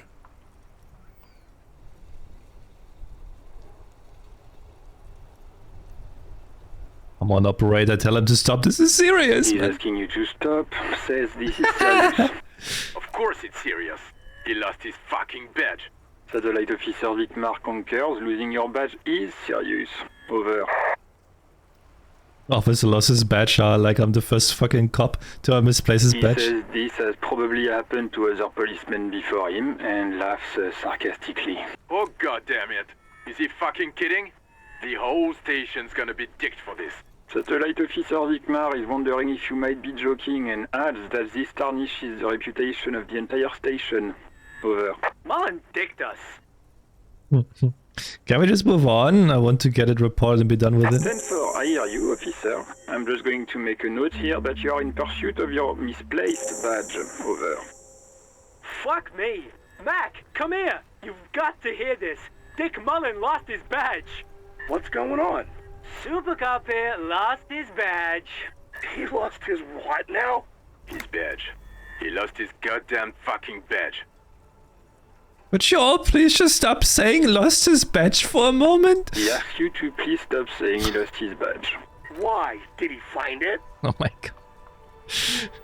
The room at the other end of the line erupts in volcanic laughter. Sergeant Person was wondering if you found your badge yet. Over. You don't have a comeback. Sorry. It's hard to think like this. He's not replying. Looks like he's still looking for it. 10-9, come again. I didn't get that. Over. Man! New heights even for Captain Sober. Ask him. Ask him if he's lost his gun too. Sergeant Orson wants to know if you lost your gun too. Check your pockets. Check your... Holy fuck. You don't know where it is, do you? I don't have my gun? No. It's gone. It's not fucking on you. Don't sweat it, Bratan! You don't need a gun to have fun! We can still have fun! It's not all over! 10-9, come in, officer. Did you get my question? We were wondering about your gun. Over. Even before you can get the words out, everything gets scrambled in your brain. No, no, of course I didn't lose my fun gun. Fuck it, I didn't lose my gun. He says he didn't lose his gun. Or his fun, whatever that means. Ask him to describe it. His gun, not his fun. Just the gun will do. Satellite Officer McLean requests a description of your weapon. Over. The fuck do you need a gun for? Look at the pythons on your arms. You are a gun. Exactly, the man. one in the world. I got 2 of them. Oh, request a description, huh? We'll give him one. Describe the plasma gun. For starters, it's massive, got flared cooling vents along the front and hydrogen flasks sticking out too.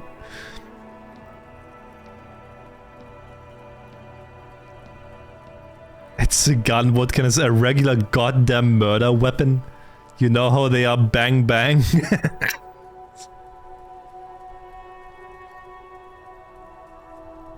Trick question, aber martial arts is my... Yo! My entire body is one big gun. He says he's a living weapon and we are trying to trick him. Host in heaven. Did he lose his gun and his mind? Dear God, he lost his gun. Oh my, I can't. This isn't really a laughing matter. Mac can face a giant of Coco Nur by himself, but Disco here made him piss his pants. Oh, I can't. Fuck. He lost his... Ask him if he still got his wiener. I'm not going to. Ask him. Sergeant Orson here is wondering if you are still in possession of your genitalia. Now is a good time to say fuck and ass and so on. That'll make this all right. I left it at his mama's after I fucked her ass all night. That's a negative. I'm not going to say that. Over. What's he saying? Share with the class. He said he sodomized your mother. The prick ate Mama's vanilla waffles at the captain's birthday party. Some nerve he's got. Sure vanilla waffles were the only thing he ate? Shut up, Chester. This isn't funny. This is my mom we're talking about. Tell him to apologize right now. Sergeant Orson requests that you apologize for the claims that you made about his mother. Over. If you don't like the fallen, maybe don't fuck with the firewalker. Mac, he says you shouldn't have antagonized the firewalker in the first place. Who? Satellite Officer V. Firewalker. I'm afraid he might be referring to himself as Firewater, sir. Firewater? He's lost it. Fuck it. Tell him to find his goddamn badge and gun. That's the only thing that matters. Satellite Officer V. No, I think I'm good. I think I'm good without my gun, thanks. I'm going to report that you are in pursuit of your service weapon. Over. In pursuit of his... The man is fighting back tears. Officer, do you need further assistance? Roger that. 10. Man. Okay, I got 1 skill point, so... How does it work? I can basically bring one thing up a level, right? So I can bring this one from level 7 to level 8. Or like... this from level 3 to level 4? Yes, okay. I don't even know what I want. Drama. Play the actor, lie and detect lies. Practice the art of persuasion. Enjoy a rigorous intellectual discourse. Understand others, work your mirror neurons, hunches and gut feelings. Hold yourself together, keep your moral up.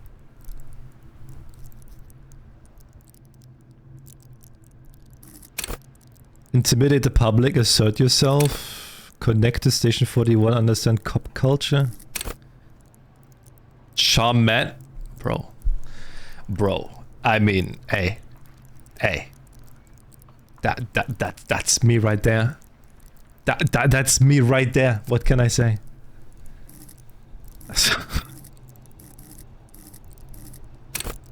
Wield raw intellectual power, deduce the world. Call upon all your knowledge. The expression. Let the body take control, threaten people. Hey, oh, that's also nice. Raise the hair on your neck. Tune in to the city. Go to party planet, love and be loved by drugs. Flex powerful. Hey, oh. Enjoy healthy organs. Shrug off the pain. Take the blows. Ready, aim and fire. Dude, I'm going with such... Here. Level up that shit. Level up that shit. We're doing the expression.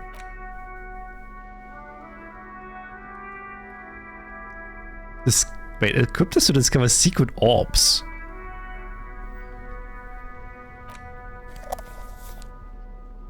How the f...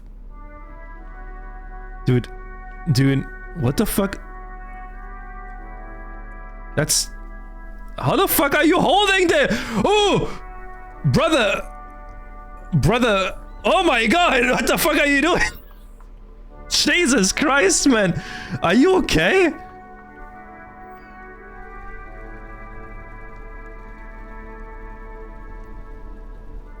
Okay, well, sure. I'm not questioning it.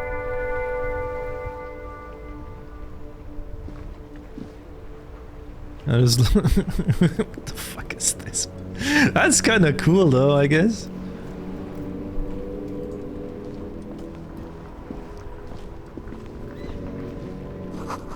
Some great tectonic forces cracked at the pavement like an eggshell. The worn and beaten wooden planks of the bench do not look overly comforting. We can sit on benches after we've solved the murder. You can revisit the bench if you ever need to pass the time when Lieutenant Kitsuragi is gone. Well, my boyfriend is gone, I see. An ancient fountain. It doesn't pump water anymore. There's a tree in it.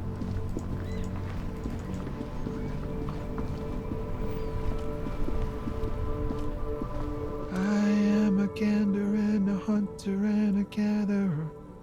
Feel like a traveler from another planet. Hey there. I am the law. You sure are, my man. What's going on here? It's the jam, my man. What's the jam? It's a traffic jam for the ages. Harbor gates up the street are shut tight. No explanation given. Workers on strike, scabs agitating, an all-around clusterfuck. Meanwhile, we're all stuck here in long-haul limbo for days upon days upon days. Limbo, huh? So that's why, Yeah, exactly. So how long have you been here? Feels like forever. Like I was born on this here roundabout and this was all I ever knew. Just me and the metal and the tires, the oil and the fumes of mazout. Extravagantly phrased, but I can roll with it. Yeah, imagine. It's been a whole week already. Behind the laugh, however, a touch of sorrow. So tell me, what do you need? You got any smokes on you? Nope, don't smoke. Some of the other drivers do, though. There's still a few around, waiting for the jam to disperse. Yup, nothing wrong with that statement. Your senses have nothing to add. You left the ask around elsewhere. I guess I'll ask around. You could also check the kiosk down the street. Frit. With 3 T's. Care to spare some change for a working stiff? Huh? Oh. No, I ain't got any money. They don't want to pay for unfinished work. They? Who? The bosses, man. I don't think... I don't know who the bosses think they are, but that sounds like a good arrangement for them. Wait, so you're broke, got it. What else did I have to ask you? You know. What you need. Tell me more about this strike. It's like whatever's going on over at the docks. Workers got a blockade set up, making demands. No way in or out. It's the union demanding. Some pretty wild stuff, I hear. Like a giant new power crane in half the company? I forget what exactly. Good on them, I guess. I've heard talk there's a company rep in town, too. Like a strike negotiator type. They'd know what's up. Precise demands and so on. Ah, yes, from the Wild Pines. We'll meet her soon enough, I'm sure. What do you think the company wants? They want to keep that money flowing in, my man. Ka-ching. Anything else? Yeah, this ain't really my area of expertise. I just do my job and get paid. I have things to do and places to be. All of us do. All of who? Us lorry drivers. Camionneurs. You still hang around here waiting for this mess to end. Most have scurried off somewhere to get drunk or high. Or laid. Not that I blame them, really. Not my thing. Chasing transient pleasures is a drag these days. I prefer the examined life now. Thinking, reflecting, observing. What's better than chasing transient pleasures? The more transient, the better. When one's ended, you can get onto the next one. Know anything about a dead man, the one hanging behind the hostel there? He ain't one of us drivers. I know that. All accounted for. Otherwise, I haven't really asked about that. Been wasting time right here. Keep him busy. Busy with what? Analyzing the fundamental structural and psychological conditions of being stranded in the midst of a sea of motor lorries and their sad, despondent chauffeurs. Wait, what? Nothing. I'm just messing with you, man. Don't mind my idle verbosity. What are you hauling anyway? Oh, high-grade narcotics, illegal firearms, stuff like that. Time to arrest him. You are wicked. I always wanted a friend in the underworld. Ha! No, I'm joking, my man. Found runs a nice, clean business. This haul of cargo is mostly sporting goods. You know, tracksuits and that kind of thing. They usually get shipped to Grad in the Occident, though we've been making headway in the Il-Moran market lately. So nothing illegal then? Not unless they've illegalized sports equipment while I was on the road. So nothing illegal then? Not unless they've not unless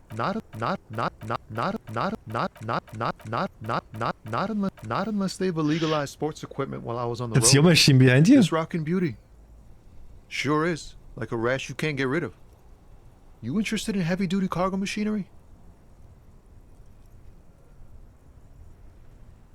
Interested? Not really. I just ask because, I don't know, must be a cop reflex. Yeah, it must be. Your job's to know all these little things, isn't it?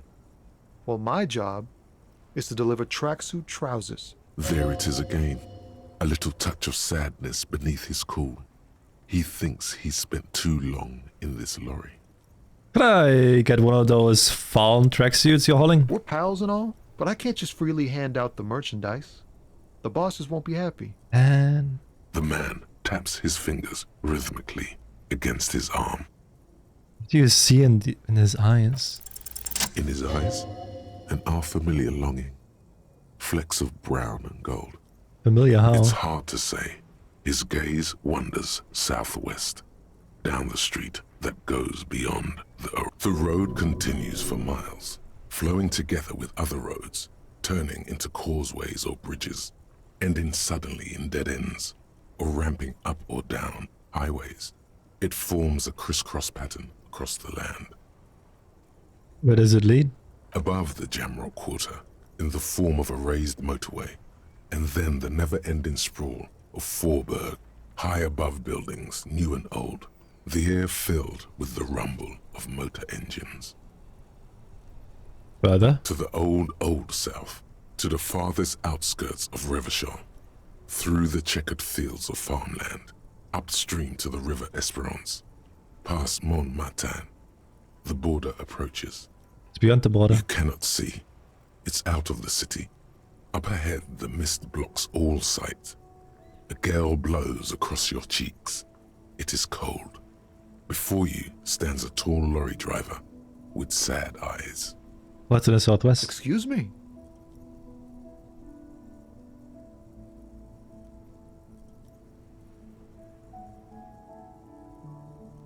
Hell, I get longing. I felt something similar since I woke up. Man, I don't know what to say. Not much anyone can do. There's no helping in absence, you know. I miss my family. They're all I have. My wife, second kid on the way, waiting all the way in Diora. And here I am stuck in this shit, so far from home. Diora? Diora of the Seven Seas. It's on the other end of Le Caillou, pretty much. On another island called Laurentide, off mainland. We've got a little place there. Can almost hear my kid laugh when it snows. So like to miss someone. What's it like? Good. And bad. An ache that brings you joy. I think of them a lot. I dream up these silly scenarios in great detail of living with them. It comforts me. What about you, Cop Man? You missing someone? Is that what it is? This feeling? No, it's scarier than that. You're pursued by a hunter, smelling of apricots and sorrow, and the past. I miss my gun, I lost it. You lost your gun? Oh man, that's bad news. Oh man. Especially here in Marnaise. I hope you'll find it soon before things turn foul. But, thanks for this.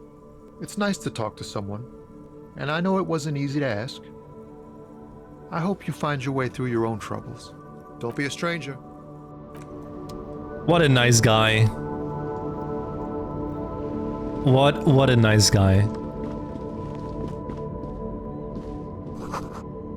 Goods from the lorry haphazardly litter surroundings.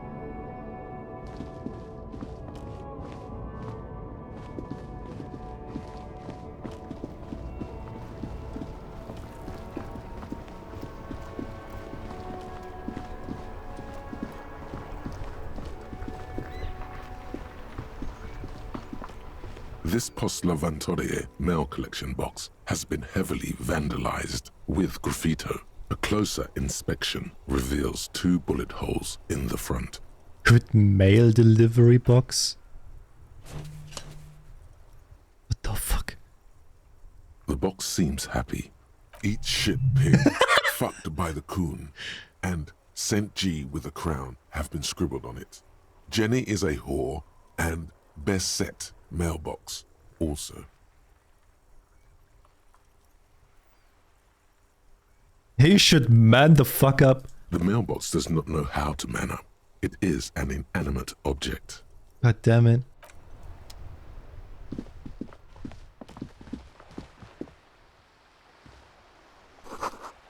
This book has a rose, a pistol, and a half-naked dame on its cover. On the cover stands a very muscular man surrounded by flames. This book is about pate. This book, you don't really understand what it is about, nor does it seem important. It's a book about boyardero culture. It promotes freedom and roaming upstream. A book about future. The government reads your mind using radio technology. Who is this? Hello, sir. Step right in. The store is open. I am the law. I know, sir. She stomps her feet to feel warmer. Are you interested in a new and exciting book? What kind of store is it anyway? It's a bookstore, sir. We sell books, postcards, and some board games. It's called Crime, Romance, and Biographies of Famous People. Whoa, whoa, whoa, whoa. Hold your horses, little girl. Bro, what is a book? That is a book. They have stories inside them. It's like someone told you a story in a really long letter. What is a postcard? A postcard is a small cardboard picture. You can write a few words on the other side and send it to your friend or beloved. Michelle, what is a book? Fucking police officer comes to you and what is a book? She is unfazed by your questions. She would consider it impolite to point out any perceived weirdness. What's a board game? Board games are like little games on a table, made to pass the time. There are several different ones, but sailors here mostly buy cards. Interesting, thanks. My pleasure. Anything else you'd like to know? Is it okay if I ask you some questions? Okay, sir. I'll try to answer any questions you have. What I is hope they're about romance? books. It's the type of book where there's a rich lady and she has to choose between the good man and the bad man. Or there could be a story about a poor lady getting a rich man. It's about man and lady business, sir.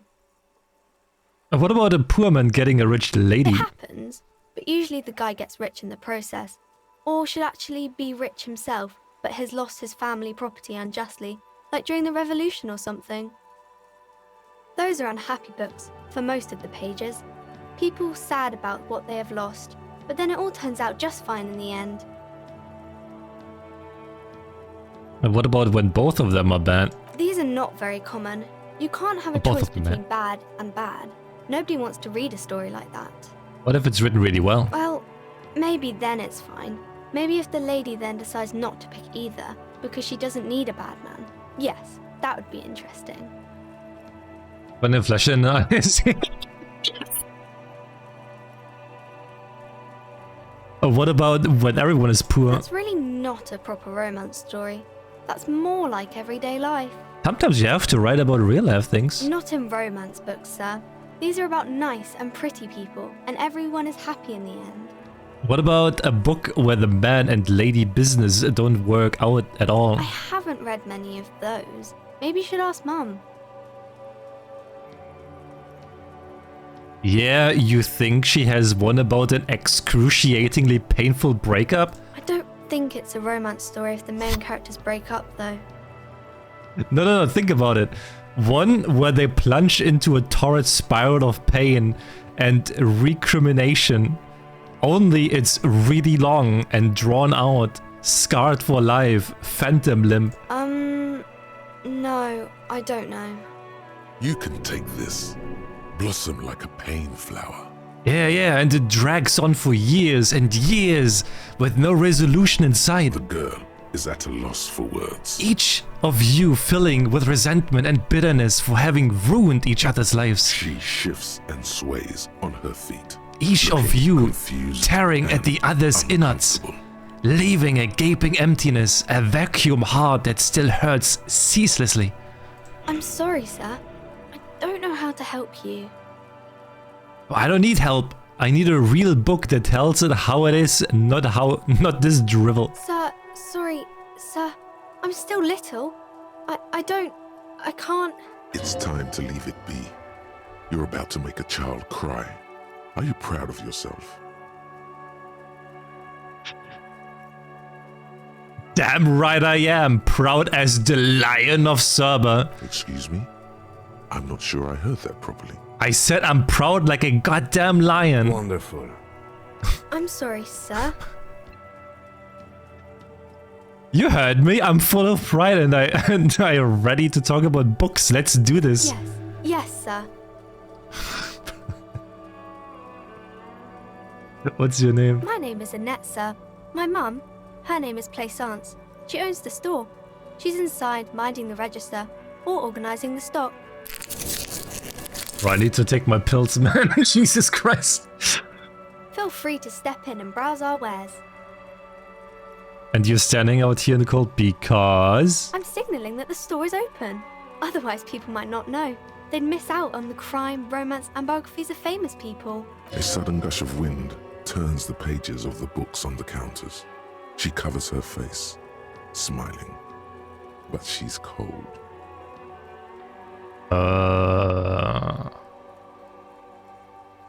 Those are weird. I should have a word with the store owner, maybe. Well, I could help by brutally dismantling the free market. Thank you, sir. I'm glad to help Mum out with the store. Fuck. Shouldn't you be at school or something? I do my studies at home at the moment. I have to help Mum keep this place running.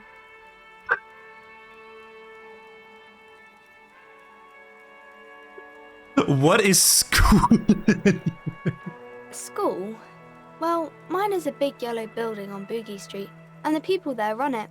They say it's a charity. The gale wind blows in from the coast, a wind of needles. It wraps itself around a building of brick and mortar. Somewhere, a clamor rings through the hundred. Like an alien who's trying to learn about humans. Bro, we're like so fucking stupid. What is this feeling? Remorse. The parquet of assembly halls. The rows of stall bars are growing cold. The corridors stand empty. A girl's voice somehow finds its way through this strange feeling. You haven't heard a word of what she's been saying these past few moments. You only hear... Mum says it's necessary to do both because it builds character. Mum says a proper worker is dutiful. That's how you get ahead in life. You succeed. How is his business doing? Mum says it's peachy. She was a little afraid at first, There's talk about this house being cursed. Behind her, the window has been boarded up. You sense the boards creaking, twisting for a second, and some kind of doubt in her tense shoulders. Yes, in what way? Cursed in the way that makes them say that no business has ever really thrived here, sir. That they all go... Ass up. I wouldn't really say it like that, but I guess so.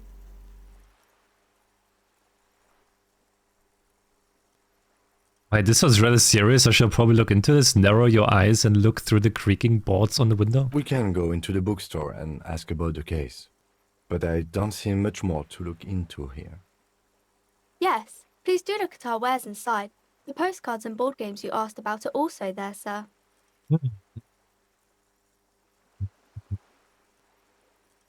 What do you know about the other failed businesses? Nothing really, sir.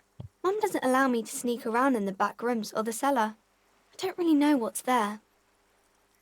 How does this curse manifest itself? It does not manifest itself in any way. It does not exist. I liked it better when we were asking about romance novels. What came the plasmic manifestation? No such thing.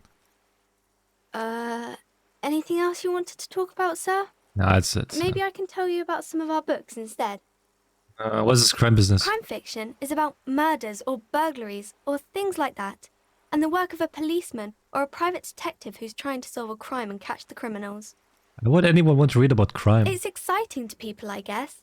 They get to imagine dangerous things, and it's kind of like a puzzle, where you can guess who the criminal is, or how the good guys are going to catch him.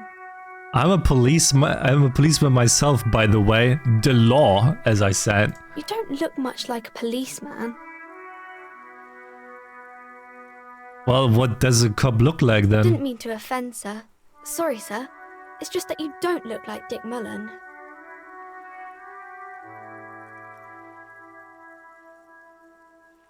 It's not your body that's important in police work anyway, it's your hand. Head? Yes. No, it's your soul. Your blue soul. No, your resilience.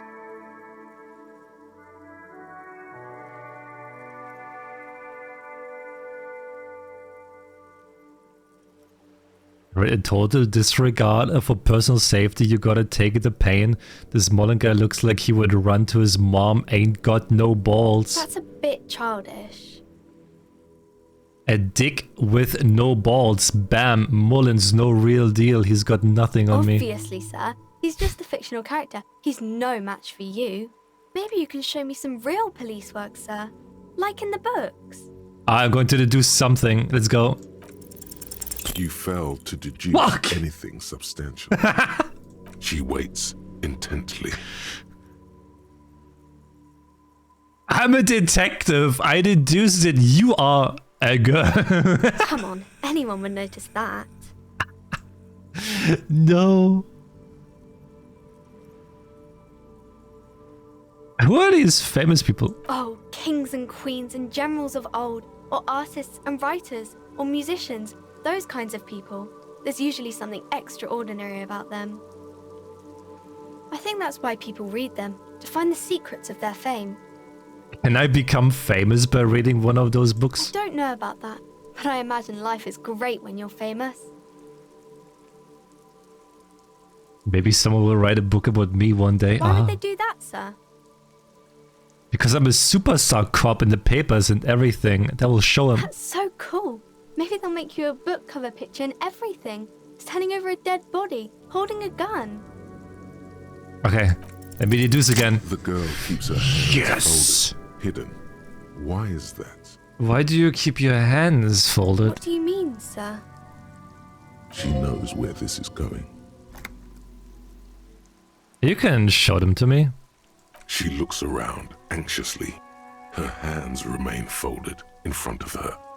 The lieutenant stands by, looking at the two of you with little interest, a facade of true professionalism. He is far more intrigued by the situation than his poise reveals. Alright, hands up! She brings out her reddened hands, her nails frayed, nearly chewed down to the flesh. You bite your nails. And you knew this from me keeping my hands folded? Yes. It's super simple for a detective such as myself, eh? Well, that proves nothing. What do you mean? Anyone could do an easy deduction like that. Her eyes flashes with defiance. She's not impressed. She actually is impressed. This is more like a defensive reflex. You want more? Bet I can figure out why you bite your nails. I got a few reasons in mind. She nods, half provocative, half enthusiastic.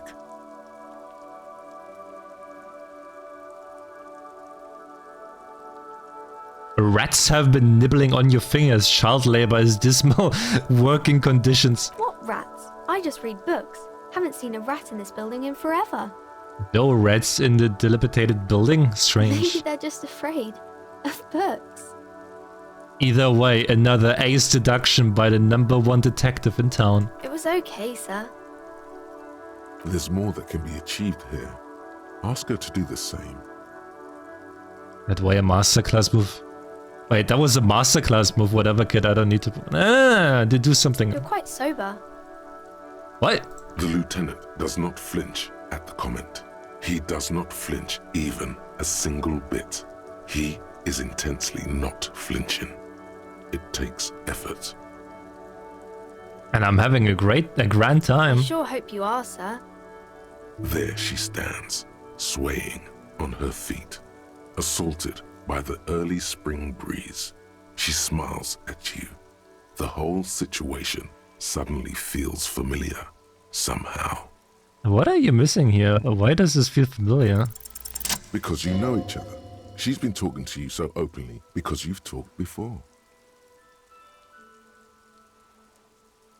Wait, hang on, so you know me? We've met before? Yes, I stand in this spot all the time.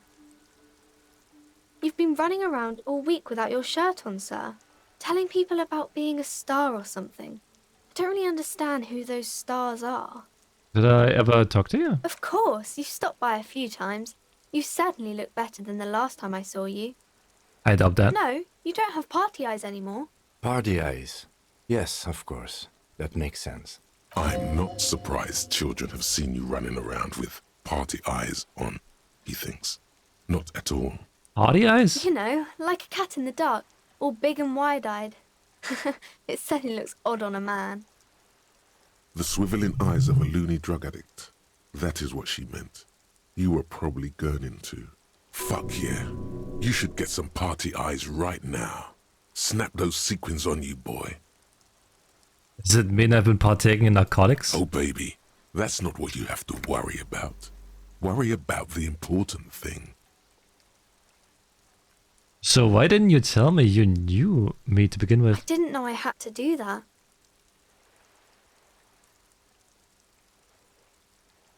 Thanks, I learned something about myself I'm today. glad I could help you, sir. I'll see you around, Annette.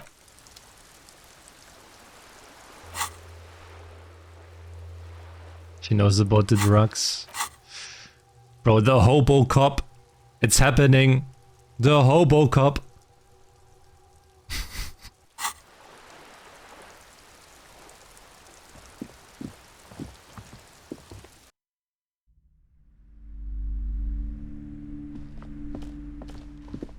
The display rack is brimming with worn paperbacks featuring an extremely muscular, sword-wielding barbarian on the cover.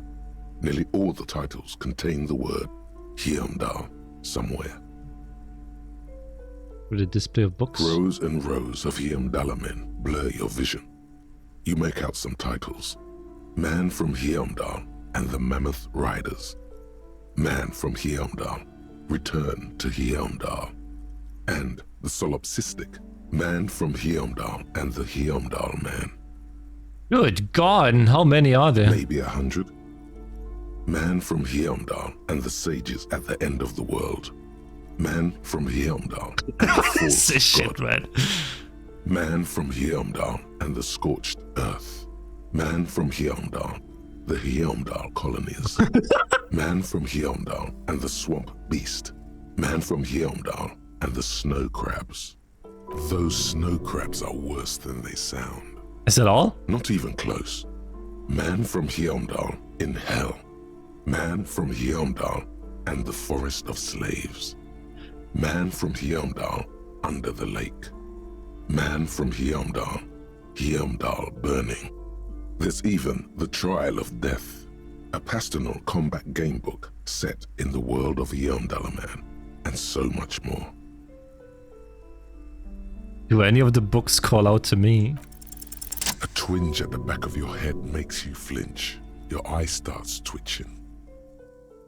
Ow. Your hand reaches toward a book with glossy cover art of the very muscular man from Heimdall in chains, kneeling in front of a staircase leading to a throne. A woman sits on the throne, leering at the man. She's laughing at him, belittling him. Between the throne and the Heimdall man lies a bonfire, casting shadows on the wall. The shadow of the woman's headdress looks like a pair of devil horns. The title reads, Man from Heimdall and the Devil Woman. Aren't all women devil women? Especially those leering types who seem to wear nothing but an armored bikini. There's also some sort of a snake lizard beast slithering around her abdomen, chest, shoulder region. Hey yo. The display rack before you is burdened under piles of Man from Heimdall novels. I need to get $9? Brother, I need this book. Storekeep, tell me about the Muscleman books. Oh, Man from Heimdall. A very popular series of adventure novels. They're awfully immoral and violent books. Why is it popular? Blood and violence, scantily clad women, epic narratives, I all see those that. mystical things he encounters. They're bound to grab those with little imagination and nothing to do. Sounds good. Which one should I start with? What does it matter? They're all the same. However, the customer is always right, they say. If you're a novice of the series, I'd recommend Heimdall, the Man from Heimdall. It's supposed to be a good introduction to the series. Damn, dude, 2 books. How do I make money? Gift books and molten candy. Guys, I need to make money, I need to buy books. Old sports magazines tucked away in a dark corner. A small mountain of colorful board game boxes. There are numerous types of games for all ages. A lot of shelf space seems to be taken up by Wirral-related merchandise. Storekeep, what board games do you have here? Wonderful board games, sir. The Viticulturist is a classic for sure, or perhaps you'd like Archipelagos of Insulinda, a very educational game for those interested in geography. Raubritter is a fun game of economic competition, but can get quite intense after a while. We have games for the whole family. You can play with your children. Who are you going to play board games with? Do you have friends or family? Dude, do I have friends? Are you actually friends? Or just colleagues thrown together by circumstance? Yes, kids, friends, chicks, I have all those. Then you're a lucky man, officer. Children are the greatest of treasures. For playing with friends, I'd recommend Suzerainty. It's a civilization building game where you build a civilization, then set off to brutally colonize and repress other civilizations. It'll cost 12 real. So what about all these viral things? Lousy auras there. No, role-playing games are popular among those types. You know, who are into those kind of things. Personally, I don't like it. Not at all. I've heard they turn people into occult enthusiasts. That they have rituals where they try to summon entities. Highly immoral stuff. You can still buy them, though. An endless variety of source books, lore books, and codices litter the table. The topmost book is titled Welkin Compendium, 2nd edition. There's also a large hardbound tome with intricate cover art, The Hunters of Katawak, Boreal Creature Compendium, and a Pick Your Path adventure gamebook titled Tales of Wirral, Cavern of Velkrag. Anything that really catches my There's eye? a box that says Wirral, 3rd edition Mega Setting Supplements module. The side panel notes, a fantastique adventure board game, new maps and miniatures. A sticker on it displays 25 real. Nonsense for anemic Beano clods.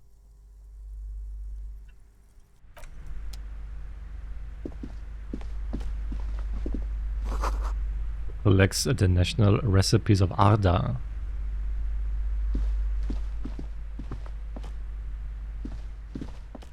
Okay, what's here?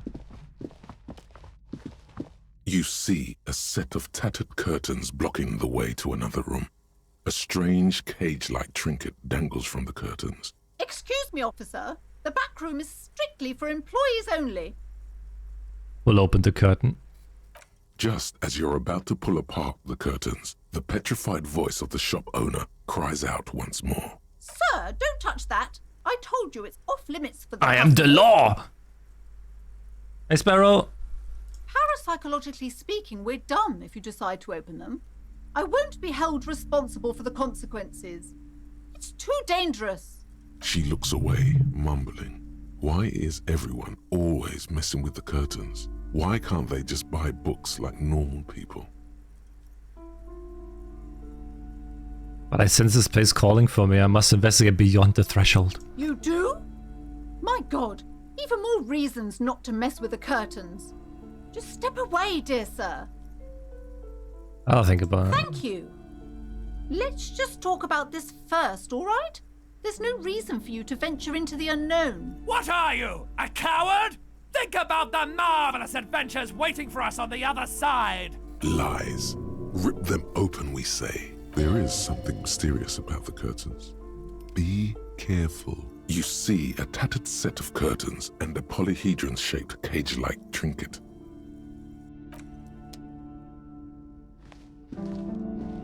Now, 1 second. I quickly need to go to the toilet. I'll be right back. Just stand up here.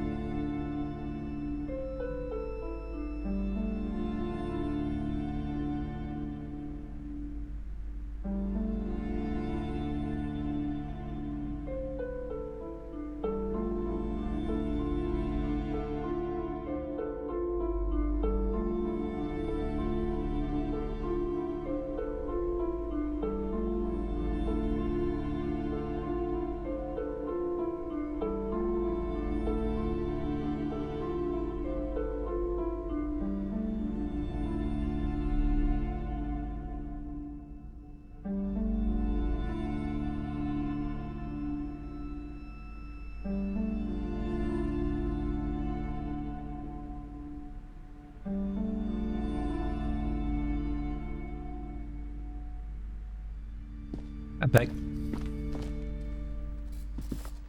These shelves are overburdened with books from the same series. You see the name Dick Mullen over and over. Why do I see Dick everywhere, huh? What is this?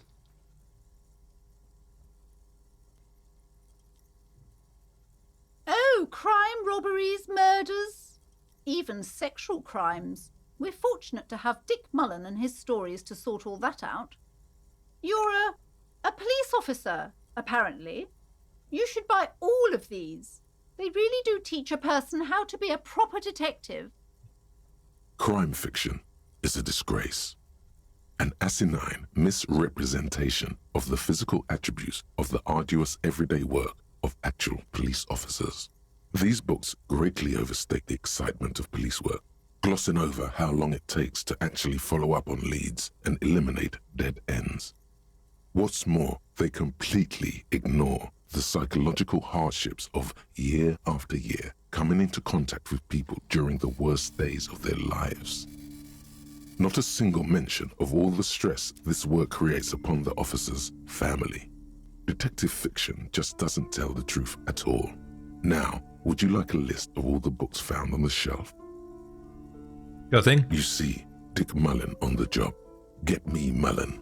The Stalwart Adventures of Richard P. Mullen. Dick Mullen and the Murder in the Orchard. The Sordid Affair of Dick Mullen. A killing is declared. Dick Mullen in the Murder House. The Final Case of Dick Mullen. An Obvious Lie. Dick Mullen in the Clock Tower. The Ordeals of Dick Mullen. Dauntless Dick. Dick Mullen's Funeral Pyre. Dauntless The Murder Dick? of Dick Mullen. Dick Mullen dies? Oh no. Turns out he faked it to solve a case. Are there any more? Yes. There's also The Dame Who Did It. Farewell, My Mullen. Faking death seems to be a common trope in the Mullen series. The morbid tales of Dick Mullen. A dark tide turns. Tragedy calls for Dick Mullen. Another one with fake death. And, of course, Dick Mullen, the murderer. In order to catch a murderer, Dick Mullen must become the murderer. What the fuck? Come on. This is not the way real police solve crimes. The real police are some 20 kilometers away, sitting in an armored motor carriage. Come on, Chester. Tell the story again. Again? Man, I tell that one at least once a month.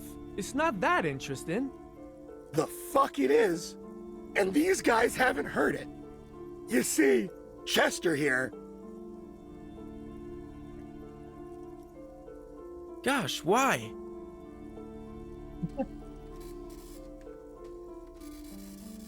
A very fucking dangerous case, ain't that right, Chester? They almost got you that time. Yeah, sure came close. Alright, so I was tailing this guy called Francis the Shoe.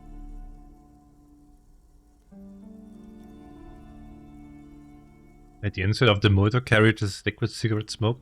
Outside it's starts to rain. After all this, you still haven't found the answer to the one question that matters. Who is Dick Mullen? Hey, who is Dick Mullen? Your quick eye notices a small caterpillar crawling across the spine of a book. The title reads, Dick Mullen and the Mistaken Identity. What do we have here? Mistaken Identity? A worn paperback from Dick Mullen's classic hard-boiled phase. The premise seems to be that Dick Mullen is framed for the murder of his best friend and has just a few days to prove his innocence. Could it be the motifs of unstable identities and shocking betrayals? That's probably right. I am a complicated guy, full of contradictions. Then this is the book for you. I don't have the money! Hey man! I don't have fucking money!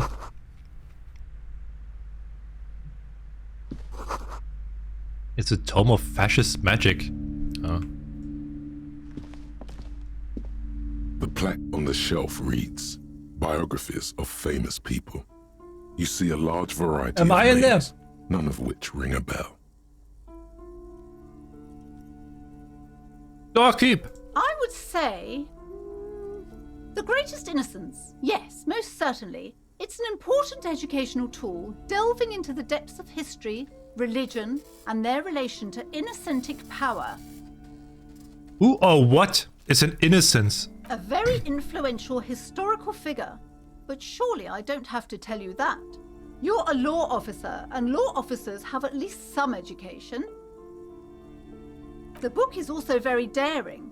The author aims to re-examine the universal understandings of the innocentic system, creating a fresh vantage point and a shift in the tired order of things.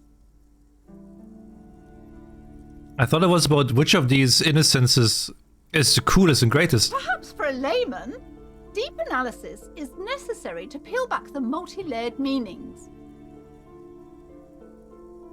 We recommend it? Certainly. It's prudent for a person to have at least an elementary understanding of history and society.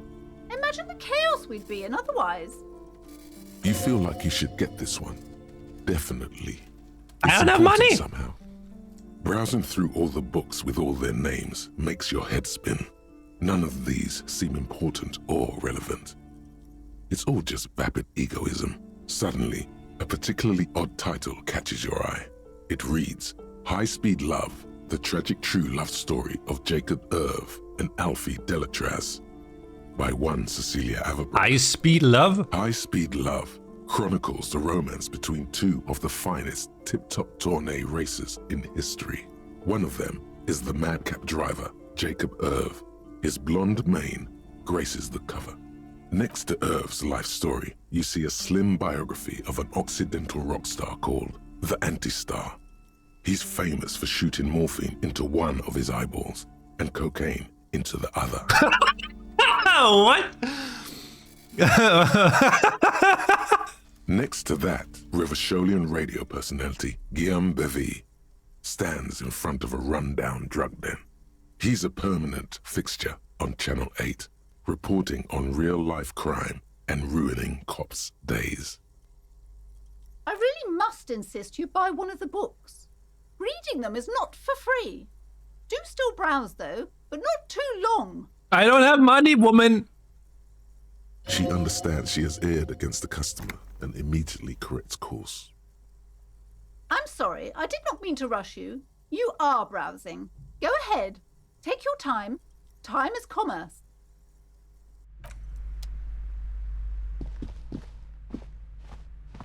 Several maps have been attached to a bulletin board hidden inside the alcove.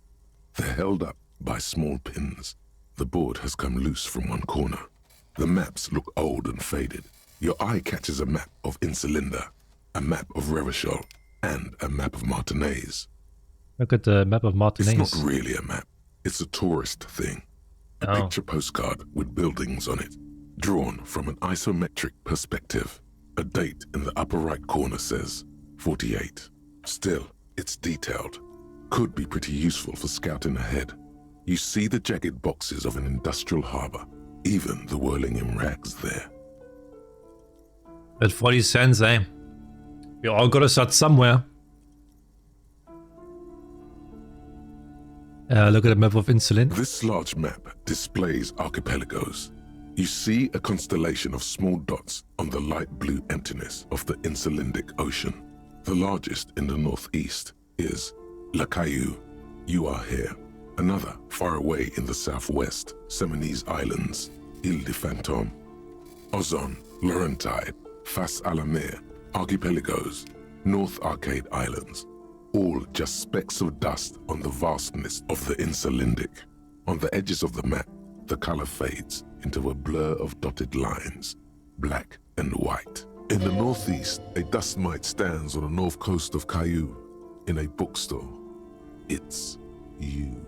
Me? Radiating outwards from you, the suzerain Revachol, with a radius of 80 kilometers. Still, the crown jewel of this Isola would be barely visible. Went first. Can you see cities on the island? You can. On Caillou, Revachol, a single black star. On Ozon, Fondelier, and Vilmandu. On archipelagos, Croyan Moran, Villiers, on Semenine, Olduvai, and on Laurentide, Deora of the Seven Seas. Lost little pearls of light, tiny fires in the dark. The ocean breaks apart into a tangle of cosines and azimuths, all pointing into pale nothingness. Windy is the north azimuth. Grad is the northeast azimuth. Samara is the east azimuth. Seo is the west azimuth. Isolas, they're called. Connections to other worlds. Words past the Insulindian, unknown to you. You only know you've never been there. You have little idea what they are. Distant stars, gods, but looking at them makes you feel almost non-existent. Whatever they are, the Isolas are immeasurably large compared to you, and very, very far away. I need 17? Perhaps they are gods, gods of distance and outer dust. The north coast of a verdant island is shattered by the delta of a river. It is the river Esperance. Countless bridges put the shards back together, connecting city blocks to river islands. La Delta says a great artificial heart in the center, teeming with life forms and construction. To the east, rolling hillsides, Le Jardin, Stella Marie, the suburbs of Saint-Baptiste, swallowed up into the megacity. They sound rich to you. This is Revachol East. Hudon, it's somewhere to live. Not bad. Then there's Jamrock. It's bad. People shouldn't live there, but they do. Then Forberg. It's almost as bad, and much larger. Then Coal City. It's the worst. It's so small you can't even see it on the map. No, wait. There it is, north of Jamrock, the strip of coast next to the Greater Revachol Industrial Harbour. It looks downright despondent. It's almost Coal City, to be honest. No, Coal City is worse. A charred limb.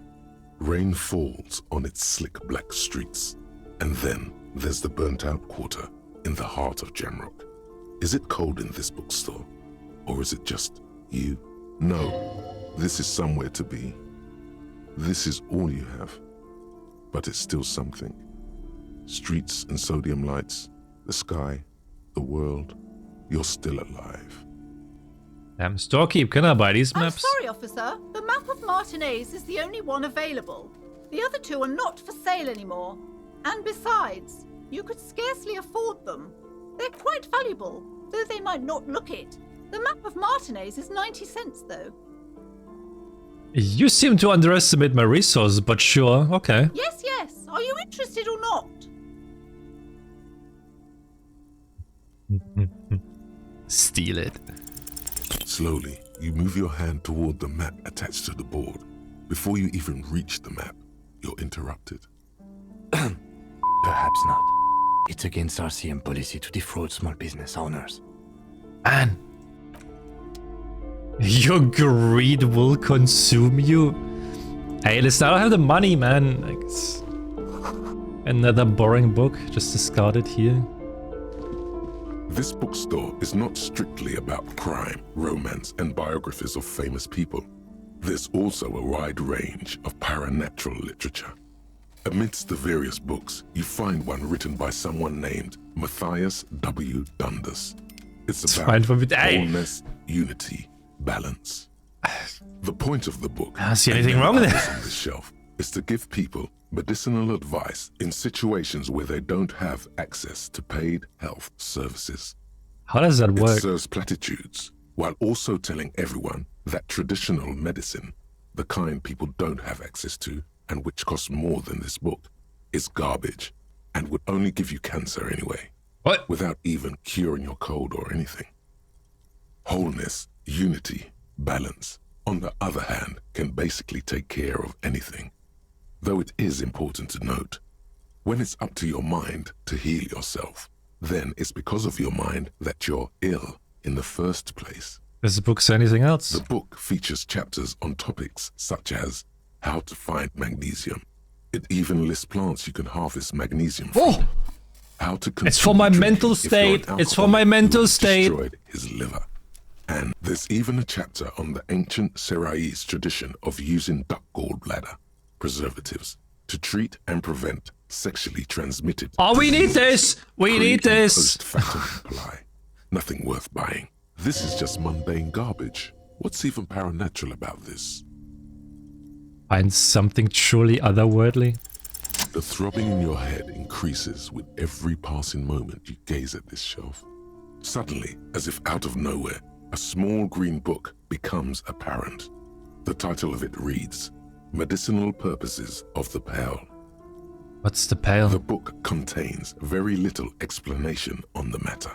This knowledge seems to be taken for granted. Book about? The book contains descriptions of various pseudoscientific therapies, alternative medicines, and folk remedies involving the pale, also known as le territoire.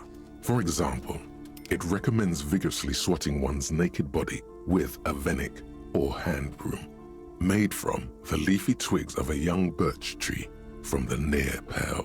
Even better if you can find someone else, preferably a large man dressed in nothing but a towel, to thrash you while you're spread naked and helpless on a cool slab. Damn, sounds invigorating. It is, and good for the circulation too. What else? It also recommends consuming distilled spirits like vodka or whiskey that have been aged in the pale. Readers are instructed to cover these jars in a shallow hole just inside the pale and leave them there for 30 to 60 days, depending on the potency desired. And what does this pale-aged liquor do? Among other benefits, it is alleged to restore a damaged liver to perfect health. I should probably get my hands on some of that. What else is there? For general health and well-being, readers are encouraged to take regular strolls through the pale, though a sidebar cautions readers to limit each stroll to less than an hour. These strolls promise to cleanse the mind of worries and the body of toxins, especially if the perambulator performs this ritual in the nude. Nudity figures prominently in a number of these prescriptions. Hey, virus. This is exactly what you need. I don't know. I don't want to be the party pooper, but this pale territory sounds sort of dangerous. Maybe you shouldn't walk in it naked. Anything else of note? There's an entire section devoted to cures for men who are struggling to perform their marital obligations. I'll probably need that. Excuse me, sir. I believe you've been perusing that particular volume long enough. If you'd like to continue reading, I must insist you buy it. What are these books, storekeeper? Sir, please, no browsing in that shelf. That wisdom is not for free. I can't have you end up, like, opening a police store next door and stealing my customers. Oh, no. I hate her. Or how is my hobo cop doing? Oh, almost done. Welcome to Crime, Romance, and Biographies of Famous People. My name is Plaisance. Be welcome, and please take responsibility for the energy you bring into this space. A golden pendant hangs around the woman's neck, in the shape of what looks like a tiny fish head trapped in amber. So you're the owner of the store? I am. The proudest owner of our little shop of culture. She has fine-tuned her voice to find the most welcoming approach for attracting new customers. It doesn't work. The girl outside mentioned that this place is cursed. Cursed? Who said that? Annette? I will have a word with her. This place is not cursed. It has a robustly magnetic energy. Good for commercial activity. My business is thriving, sir. Doesn't feel like it's thriving. Feels ghostly. Why are you so uptight about those curtains? I just want to know what's on the other I side. already told you. It's just a storage room for employees. I don't understand why it's so important to you. Just let it go, officer.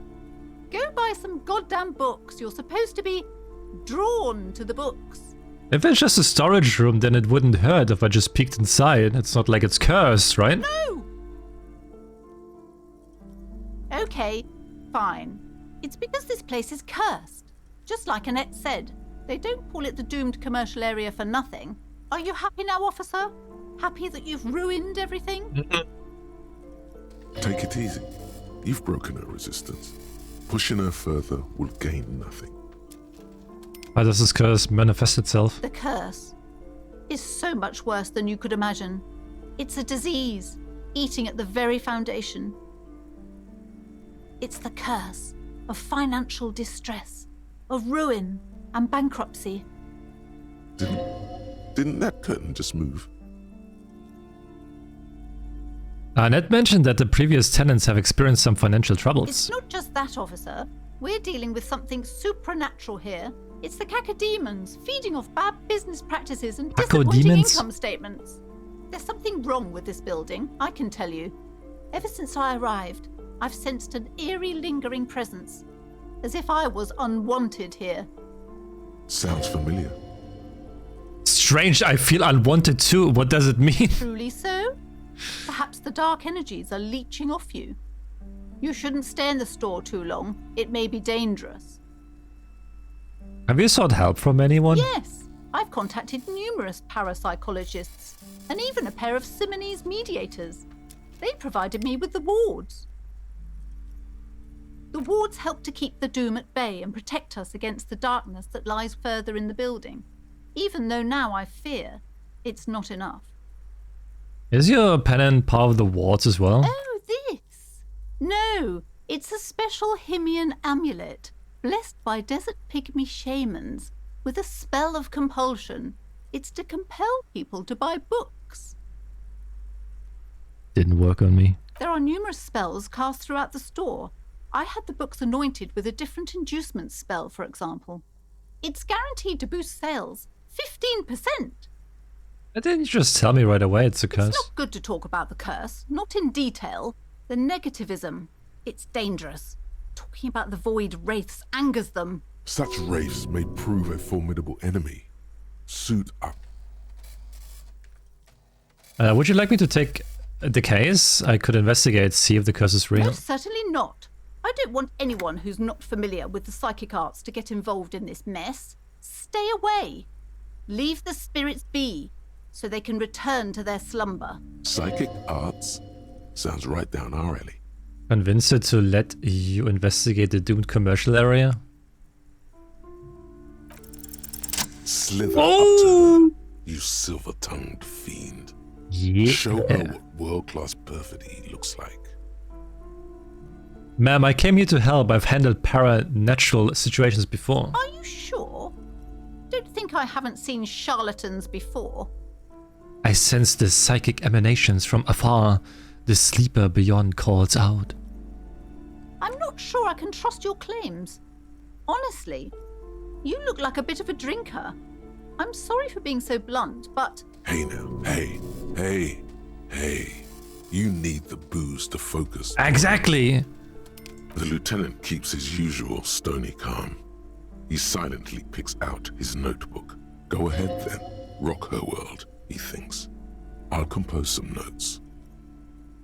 You see, it's necessary to drink the spirits in order to contact the void. How do you know all this? Here we go. I am the Void Revenant. I have the powers to debad all the bad energies. I should have realized. A pattern lies within the fabric. The hand of fate guides us. Our meeting couldn't have been mere chance. Perhaps you truly are the one to deliver this woman from the doom. But I am not the only one at risk. I have to think of my daughter. You are certain you can help us? Keep us safe? No problem We can't whatsoever. allow any collateral damage to hit us. No problem. Your family is safe. The phantoms are no match for me. If you promise, good officer, then you might be our last hope. Do you swear it? A hand on your... Yes, on my honor. Thank you, sir. There's one more thing I haven't told you about yet. The entity. The entity? Do not act surprised. You know of these things, sire. Of course, the entity. I have sensed its presence. You have? Yes. The entity takes the form of a woman, a witch probably. I've suspected that she must be connected to the curse ever since I first saw her. Did you know that she lives inside the chimney? Ah, yeah, the chimney, the passage between heaven and hell, of course. Yes. Yes. That chimney is part of the building's central furnace, and it's enormous. She has barricaded herself behind some metal security curtains. God knows what she's doing there. Some unnatural magic, I assume. You should go find the entity and ask what happened to all the companies in the building. What is the source of this curse? Here's the key to the warded door behind the curtains. Take it. Oh, and please do return to me after you've looked round. I'm quite anxious to know what she has to say about the curse. What you discover in there. Unbelievable darkness and ruin. Your daughter's the one standing outside the store, right? Annette, yes, my daughter. I hope she wasn't slacking off again with her nose in science fiction. Tell me, was she at her post doing her job like a proper girl? Nah, she was definitely slacking off. Oh, shameful girl. What is she up to this time? No, I must have been thinking she's right outside, very attentive is. Wonderful. Did you talk to her? Yes. Great. On a scale of 1 to 10, how compelled were you to buy books after talking with her? Her opinion of her daughter depends on how well she lured you into the store. No one not impressed. I knew it. Shameful behavior. She's incorrigible. I'm here to dismantle the free market and abolish child labor. You must be kidding. There's nothing like that happening. Depends how much do you pay the kid. Good, sir. What does a young child do with money anyway? No, I save it for her as a fund. Oh my god. She's securing her financial future out there. Slap the cuffs on her. Exactly. I formally reprimand you for your corrupt activities. Oh, of course, officer. Good work. Are we done with the jokes now? Yes, we've had quite enough fun here. Right. The way you're handling her strikes me as wrong. Mind your own business, sir. In our society, people don't get to tell each other how to raise their children. It's none of your or anyone's business. All this pressure has made her really anxious. You know she's been chewing her nails. God, I've told her not to do that. It's disgusting. And I told you to mind your own business. Clearly, you have no idea how hard it is to raise a girl in this economy. This economy is a mysterious force, like cosmic weather. Mysterious and harsh. I don't think she can do anything about it. She can, if she has enough willpower. This is what's called growing pains. Life isn't easy. Life doesn't give breaks. Come on, ma'am. It's obvious she can't do anything about it. You are placing an unnecessary burden on a young child.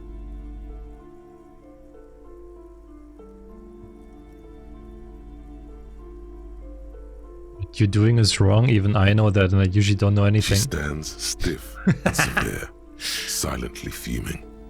10 or so seconds pass without change. Oh no. Hold on. I need to invite her inside and apologize. She must be freezing out there. There. I don't know what to say to you. My husband, he tries to teach me business lessons. Oh, that 5 XP! I have what my mother called a dull mind. All this stress. It sounds like both the husband and the mother treat her the way she treats Annette. You're like Annette to your husband and your mother. Oh. Well, my mother was horrible, of course. Absolutely perverse energies around that person. But my husband... My husband is completely different, of course. As his husband and Annette's father? Yes. My husband is a successful entrepreneur east of the river. If only he were more involved in the business we're running up here. No matter. Soon we'll both be off for Grand Couronne. Wait, Grand Couronne, what's that? It's a proper place to live. One of the most peaceful neighborhoods east of Jamrock. You may know it for its massive housing projects. Most of the buildings are empty at the moment. It's a great opportunity to get ahead of the crowds. Better times ahead for sure. And your husband's also involved with this bookstore? He made the initial investment. Since then, he's been what you might call a silent partner. Is she an only child? Yes, I'm afraid so. A real treat she is. It would be nice if she had... No, we couldn't have afforded more children, really. Not in this economy. Oh, God, yeah, the economy. Exactly. Yeah, exactly. She does. She told me she doesn't go to school anymore. She's been too busy helping me here. So she studied at home this trimester. This is a temporary solution, of course. I assure you, I of all people understand the importance of education. She will be back in school the moment the store takes off. So never. Looks aloof. Her features much softer. Occasionally she glances at her daughter's silhouette. I'm sorry, sir. I can't talk right now. I'm very busy with my homework. I have so much homework now. You just can't win. What are you doing now? Math. It's really difficult. Like, really. They say you need it to get rich. Better than standing outside in the cold, I guess. Oh, I found something while you were away. What is it? I thought this would fit you. Like, thanks for helping out. Not me. The city, I mean. Like a detective does.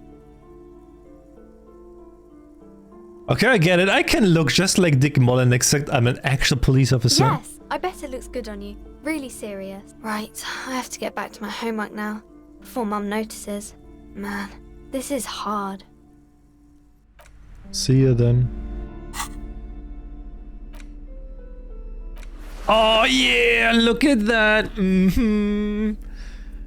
Oh yeah. We got that fedora rocking.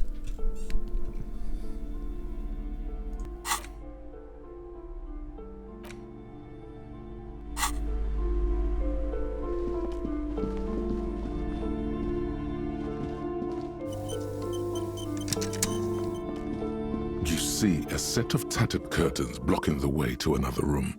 A strange cage-like trinket dangles from the curtains. You see a dimly lit room full of dusty furniture and trash. A doorway stands in the back, covered in dozens of scary little cage-like trinkets, your shadow looming over it like an omen. Oh! No! Oh! Es wurde terrified. Oh, es gives from plaisance as she tries her best to look away, her round face buried in her hands.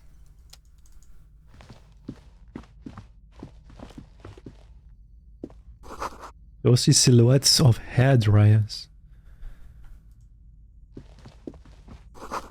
A vaguely androgynous. Is that David Bowie?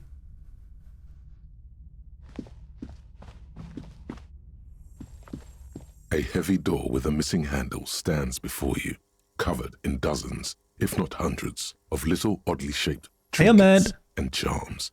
It appears to be locked. We can unlock the door with the key. After exerting some force, you manage to turn the key. It's eerily silent. The door slides slightly open, letting a draft of cold air into the room. You feel the tiny hairs on the back of your neck rise up, as if someone's standing right behind you. An uneasy knot forms in the pit of your stomach.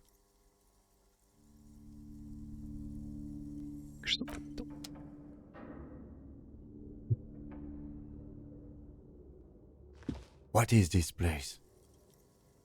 It's the netherworld, beyond the veil. No, it's a gym. Though it looks like no one's been here in ages. I doubt the electricity still works. Good thing we have a flashlight on us. An eerie feeling rises in your chest. What if there's a reason why no one's been here for ages? Yes, because it's closed. No need to look for supernatural explanations where a banal one will do. Now let's move on, shall we?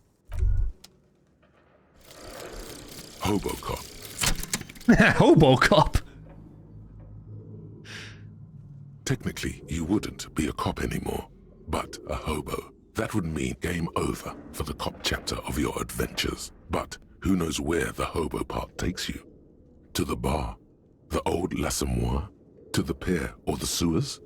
To Le Royaume, where for 300 years they interred the dead. You could plunder royalist crypts for long-forgotten triple malt bourbon, then fight the Aramakan beast that lurks the bottommost sepulchres. The secrets of the city are all yours at last. Reveals extra special collector's edition tire bottles on the map. More money from selling tire. Learning cap for shivers raised to 6. Whoa, like we get more money? Oh, hell yeah. Bro, I love being a hobo cop.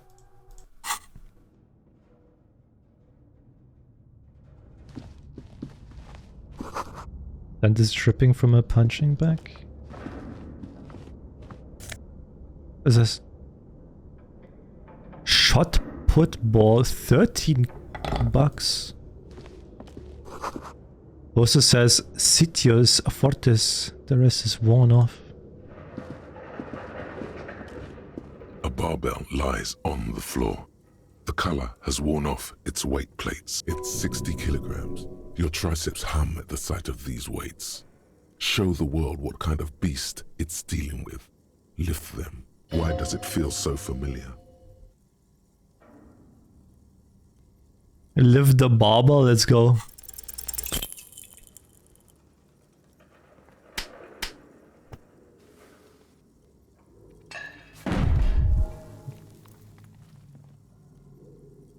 You manage to hoist it off the ground, but the barbell feels wobbly and dangerous. Your hands slick with sweat. Turns out you're no beast, just an old man with bad form. No. See? See? This place is cursed. Fuck you, you stupid barbell. Weightlifting was never my favorite either. At the station gym, I mean. I prefer running. It clears your head. Is this familiar because I'm a weightlifter? No, it's not that. It's the stale smell of rubber, the squeaky sound of sneakers, your bruised knee against the mat, and a whistle. Then the feeling is gone. A memory from another life. When you were young and fit. Bro, we're actually gonna die before we can do anything.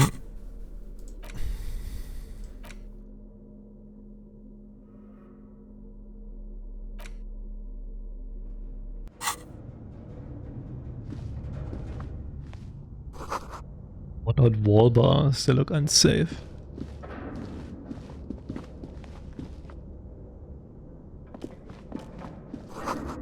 Always blocked by old window panes and debris.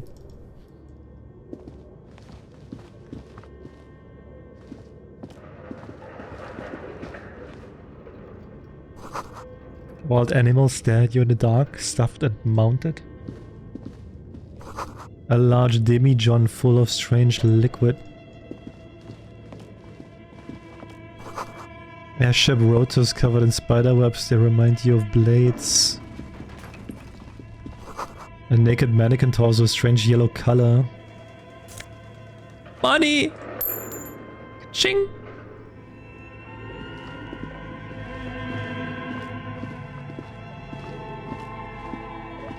This appears to be some kind of machine with a cube-shaped heart and a wired framework. The keyboard has a rectangular on-off button. A piece of paper still hangs from the printer. A radio computer. Just sitting here without anyone inside. Turn it on. The machine lights up like some prehistoric animal stirring from its slumber, revealing fluorescent play and print keys on the keyboard. The hatch on the machine's central compartment is wide open. Let's play. Nothing happens. Let's play again. Nothing happens. Let's print. Nothing happens. Look inside the compartment. It's empty, like a beehive without its brood. Some cables have been left dangling.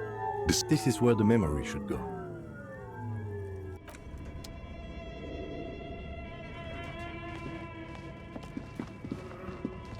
Your flashlight slides over an old green chalkboard covered in scribbles, sketches, and schemes, like some ancient cave mural.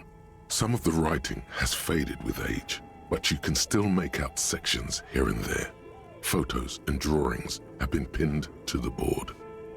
Inspect the drawings. These lithe, pointy-eared creatures appear to be different types of welkins. You make out autumnal candle welkins, casting wax-based magic. Translucent welkins, wax-based magic under their skin, and even ether welkins, hailing from the vast emptiness of sidereal space. Who are all those creatures? Fantasies of a tortured, feverish mind? One of the welkins, towering among the rest, appears to be different, however. Examine the welkin. This is important. It's Vara Hamira, a high welkin. his face white and scarred like cracked marble. This is clearly a Welkin supremacist. The note says, all non-Welkin races will be purged. The Haldor, the Twarg, the humans, and even headless men, all of them, purged. Imagine a world filled only with Welkin, Green Welkin, Dread Welkin, and the High Welkin to rule them all. An inordinate amount of time has gone into drawing these little Welkin creatures. That is a Welkin supremacist. Mm-hmm. Political commentary. That one has a great beard, too. Who are these creatures? Who drew them? Are they real? I have so many questions. This looks like concept art for a project. It's not really real. Why would anyone spend so much time on this? Some people really like building a world, I think. Even if it's just for a game. Oh, this has been educational. Let's move on. Just look at those details. So much effort. And for what? All gone. The For the photo photos. collage depicts barren, icy landscapes wrapped in perpetual night. You see permafrost and glacial landforms, dead trees grown in under the snow. Entire oceans have been frozen from shore to shore. There are pictures of settlements on dried up riverbeds, abandoned in a storm. Animal corpses in the dark, carcasses and bones. Albeit dark and cold, this vision also feels cozy in its own way, like eggnog or morphine, a much-needed respite from our own world. A pinned postcard reads, "The heat death scenario, a desperate fight for geothermal energy engulfs the world as Wirral becomes untethered from its sun, drifting through the universe." Back to schedule. This is a monthly calendar from the year 50. Cryptic words like sprint, daily minimi, and GPI span the marker-drawn grid, the grand scheme of production and money. As time goes on, the numbers in the boxes grow rarer and rarer. The board becomes an empty snowfield in the final days. Only failure and regret dwell in this region. Looks like they didn't make it. A note in the bottom left corner of the chalkboard says, "See the prod schedule filament for details." Inspect the The notes. handwriting is only partly legible, but you can still make out 3 slogans: Call in, Tune Out, Wirral Untethered, and Heat Death of the Universe. Outside, a cold wind wraps the building in its bosom. Snowflakes in the wind. An old woman passes what the locals call the doomed commercial area. She tries hard not to look at the bookstore windows. It's unwise.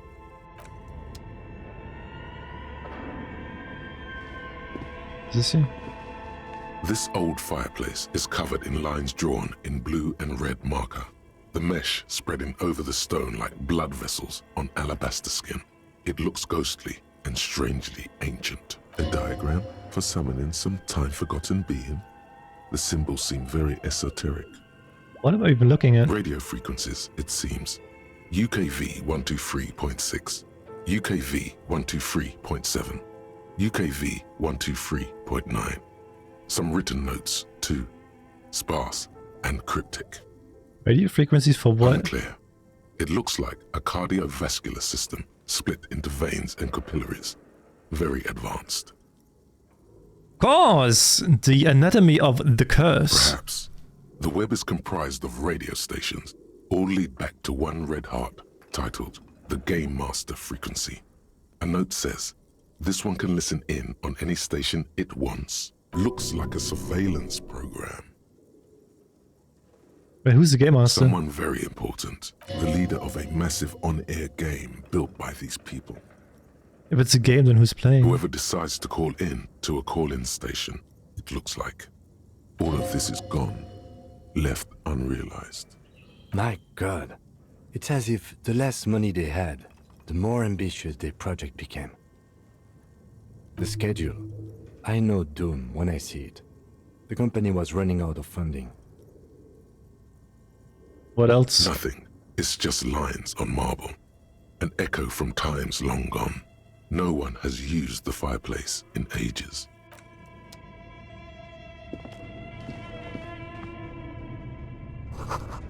Roberta Cross's Notebook, developers of the most advanced RPG in the universe. Okay. What do you think is going on with that computer, chalkboard, and fireplace? Someone tried to exorcise the curse using technology. No, that's not it. I think it looks like one of those popular pen and paper role-playing games. Only these people were trying to automate it, make it work on radio computers. Utter madness, he thinks, as a compliment. And what is a role-playing game? Indeed, those Welkins are a dead giveaway. Role-playing people love that stuff.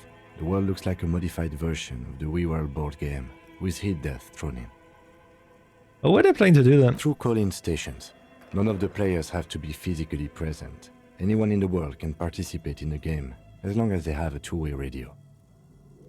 Then there's the Game Master frequency that listens in on the smaller call-in stations. I think that was supposed to coordinate the stories, functioning as a master of ceremonies of sorts. His fascination has swept aside other concerns for the moment. Hey, Zan! He's a little hooked. What do you think happened to the company? No idea. They stopped filling out the schedule on the chalkboard. Wow. Indeed, it's ambitious and untethered from reality, but... I was just to play to cheat money out of their investors' pockets. I don't think so. I think they genuinely believe. Fucking sucked. Was it that bad? Okay, let's keep moving. At least you're done with it. Blue velvet, soft to the touch, moth bitten. What is in there?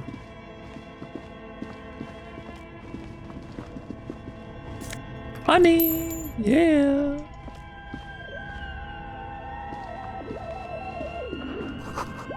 Steel rotor blades bearing the Slipstream logo. Skis with Slipstream printed on the laminated top layer. Technically, I didn't feel much except the many needles, but still more annoying is keeping myself healthy afterwards. The restrictions and pills. Ah.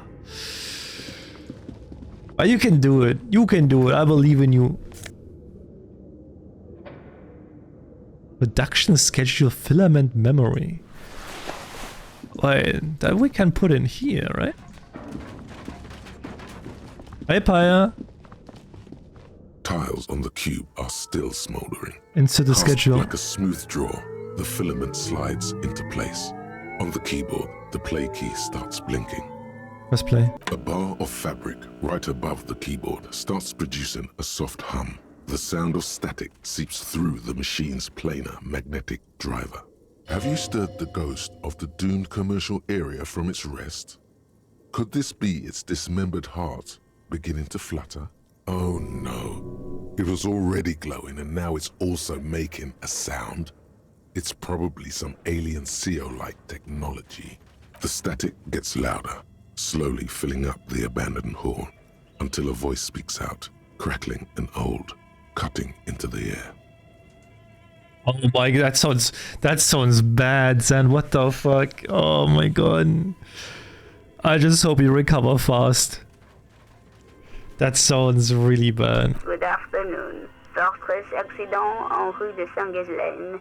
This is East Insulindian Repeater Station 1. Please repeat. Is this the production schedule? Why did you call me Fortress Accident? Fortress Accident is the company on whose name the terminal you are currently using has been registered to. Do you have any other information about this company? One moment. Fortress Accident SCA produces revolutionary interactive call-in radio games. That's what the catalog says. What is that, this interactive call-in radio game? Any other questions? What's the production schedule? The filament you have inserted into the reader. You mean that glowing thing I put inside? Yes. Is that the production schedule? Dude, I don't know. If you are unsure, could you please take a look? How do I do that? Open the hatch on the compartment. Don't touch the wires. A current is running through it, but the core is safe. There's a filament inside. I need to know what it's called. It's called production schedule. Good. Please repeat the password. You should ask her for a hint. Is it my birthday? No. I'm really bad at passwords. Can you give me a hint? Still no. This is the police. Please open this thing. I am contractually obliged to protect the privacy of the filament holder for stress accident. Without filing a warrant with Lintel, I cannot give you access to these filaments. I'm afraid we are not doing that, unless we want to wait for a month. Now, can you please repeat the password? I don't know the password. Received. I will register this login attempt. That sounds bad. A login attempt. Something a criminal would do. Don't worry. Passwords have a way of turning up sooner or later. Fortress accident. Is there anything else I can do for you today? Oh god. Wait, your insurance company is not covering this? Your health insurance? And what are you, a machine? Are you even alive? Yes, I am alive. I am 74 years old and my name is Yvonne. Damn. She repeats passwords. Programming people are all paranoid. Yvonne, my partner tells me that you are here because radio computers guys are all paranoid. They are merely cautious. It's my job to protect their filaments as a password repeater at the East Insulindian Station. Yeah, but where are you? How did you know where I am? I work as a repeater at the East Insulindian Repeater Station. It's my job to know where you are for stress accident. As for me, well, I am sitting in my cubicle, surrounded by a wall of radios. On an island on the river Esperance, a small woman, all skin and bones, sits in a room filled with audio equipment. Thousands of tiny lights are reflected back from her prescription lenses, like stars in the dark. Doesn't it get lonely, sitting there all by herself? Doesn't it get lonely doing this job? Lonely? Why would it get lonely? I get to talk to people all day. That's why she does this. Now, please tell me if there's a thank you. Tiles on the cube are still smoldering, casting the framework in a soft glow. The filament slides out. Let's take the filament with us for now, just in case.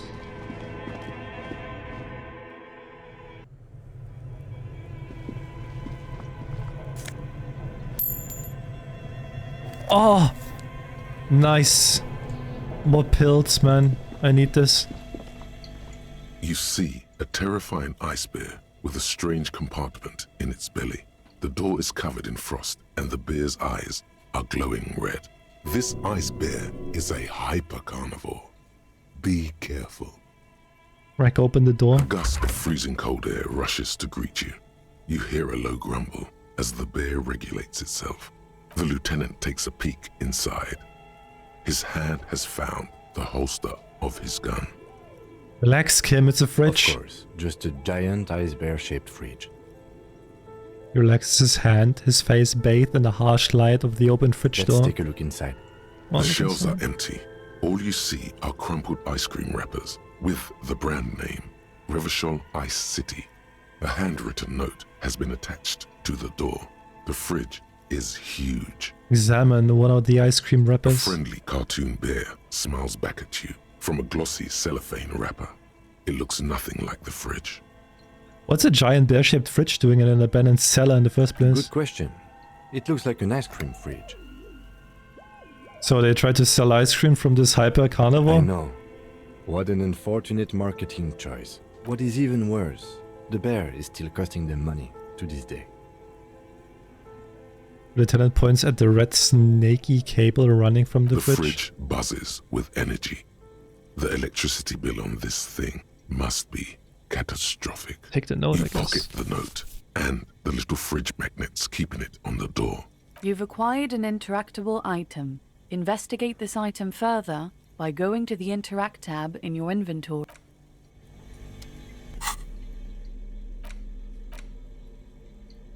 The note is written with a blue pencil on a piece of lined office paper. The kitchen magnets have left spots on its surface. Does it say anything interesting? Lieutenant leans closer to read the crumpled note over your shoulder. This is tangential at best, but the lieutenant's detective instinct is still active. Someone has scribbled, S. I can't believe the off-site copy is still here. The illiterate ginger kid keeps stealing stuff from the studio, so I had to hide it somewhere safe. You'll find the filament memory with the off-site copy in the frozen ice cream maker. Please take it home, ASAP. It's important. I'd do it myself if I lived in a civilized place with a freezer. Who is the... Sully Swaff. Who is the illiterate ginger Some kid? local miscreant, probably. There are tons of them running around in Martinez, ready to stir up trouble. We usually dispatch our junior officers to deal with them. Oh, well, who wrote that note? Looks like someone from that radio game company upstairs. I'm a little surprised they just left their property lying here. Maybe it's because of the entity? That's implausible. Remind me again, do you have any idea where the frozen ice cream maker could be? I don't know. I assume it's somewhere close to the ice bear fridge.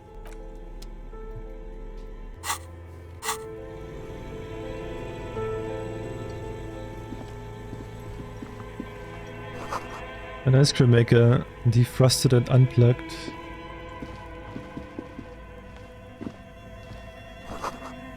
The flashlight casts a strange shadow there. There's a hidden doorway.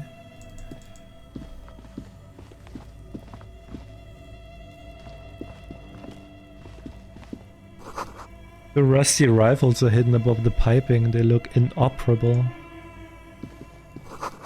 Someone has stuck some busted guns beneath the ceiling. A few bricks have fallen off, revealing a compartment behind the wall. It's too dark to see in. Look, there's a hole in the wall. There is, yes. And there also appears to be something inside the hole. Interesting. Do you want to take a look? Sure. Your hand reaches deep into darkness and spiderwebs. Rummaging around, you find rusty rifles hidden away. Rifles, Kim! Are these any good? Most of them are rusty and inoperable, like the rest, but one catches your eye.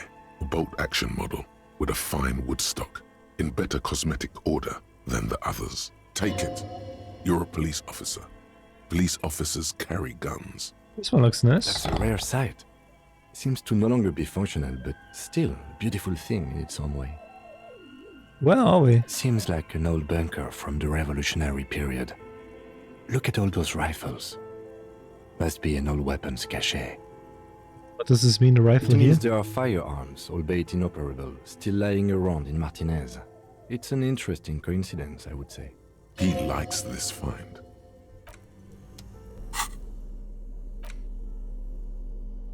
Nice.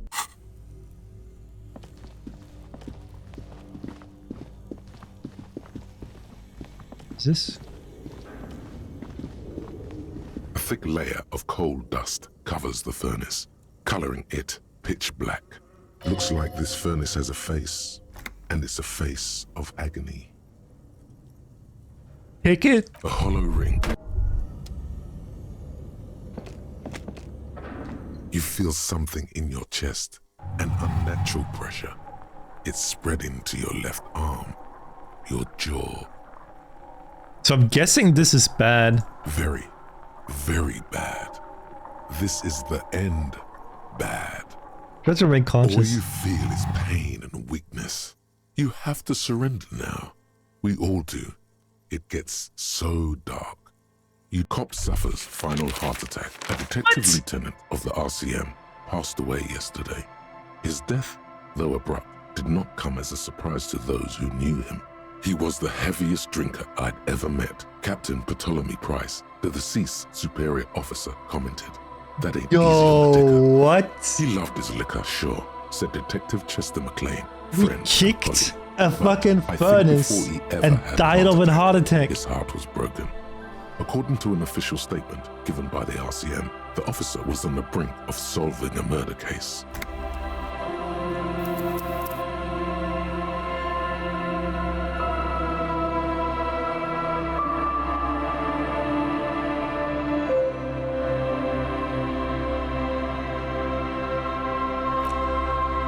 Yeah, we died. I kicked the furnace and died of a heart attack, man. What the fuck is that?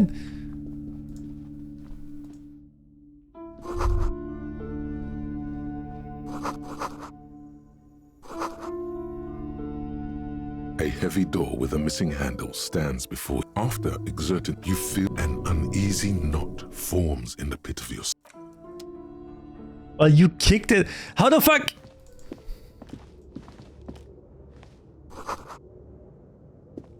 What is this place? No, I doubt. An eerie feeling rises in your chest. Yes, because no need to look for it. Oh yeah, we are the Hobo Cop now. Hobo Cop. Hobo Cop. Technically, you wouldn't be a cop anymore, but a hobo. That.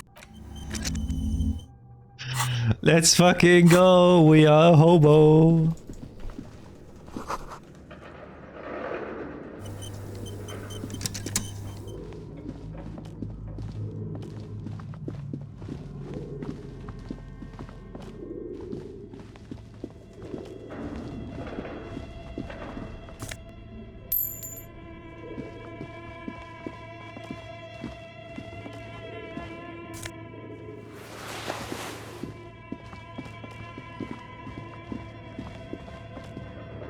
Your flashlight, some of the right, these light trends, who are one of the Welkins. It's the hull. An inordinate amount of time has gone into. Some people really. This look. Some people just look. And for what? The entire, albeit a pinned post. This, as time goes. Looks like they did. A note in the handouts. These light translucent. Who are one of the Welkins?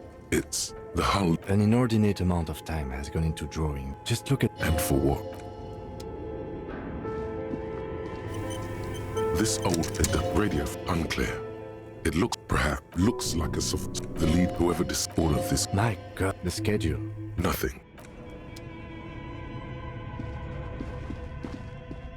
This the radio compute. We have one of them. It's empty. The filament. The filament. Nothing. Like a smooth draw. The bar. Have you the stack? Please report what heard any is good. You should ask her for a hint. No, Steve. I'm afraid. Now, Steve. That sound. Don't worry. Fortress accident. She repeats password. Then I will as on an island. Doesn't it? Alone. That's what. Now. Good. Proceed. Fortress. Thank. Tiles on the cube are the filament slides out of its glowing nest. Alright, I think we're back to where we were, almost. Fucking stupid! How the fuck, man? How can he die like that, man? Okay. What do you think is... No, that it looks... Utter madness. Through Collins Station. Then there's... His fascinating... Not to my knowledge, but I don't think... Indeed. No idea. This... Indeed. It's... Yes. Okay.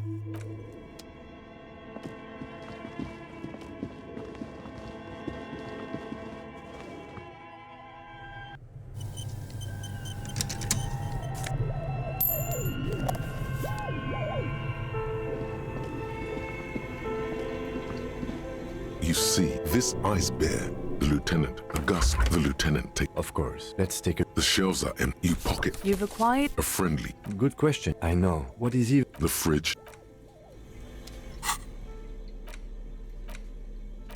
The note. Does it say anything? This, someone has scribbled. You'll find the filament. Looks like someone. That's a plausible. It belongs in. It's like the. Some look. I don't know. Alright. Back to this. A thick layer of coal. Looks like this furnace has a face. Alright, smear your hands with coal. A lush layer of coal now covers your skin, sinking into the wrinkles. Your hands look ancient. You feel the spirit of Ramut Karzai, ancient hero of Grad, pulsing through you. All that's left is to cover your face in war paint. Hadramut Karzai, smear your cheeks black with coal. 3 dangerous stripes appear onto your cheeks. Hell yeah. Telling stories of your wild soul. What are you doing? I am the reincarnation of an ancient Limaran warrior. Please wipe your face clean, officer. No, I don't wanna. These 3 stripes give you strength in this dangerous realm. It would be foolish to remove them. We're exploring this dark place and I need the protection of my war paint of thoughts. And this protects you.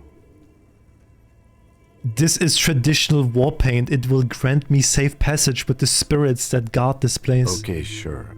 Go ahead. Kim, what is this thing? Is it a furnace? Looks like it. Looks like an old central furnace used to heat the building. It's connected to the chimney. No one has used it in ages. No signs of any recent fire. Only dead rats. It's at the furnace. It's dark and grimy here. In the darkness you can hear chatter. It's coming from above.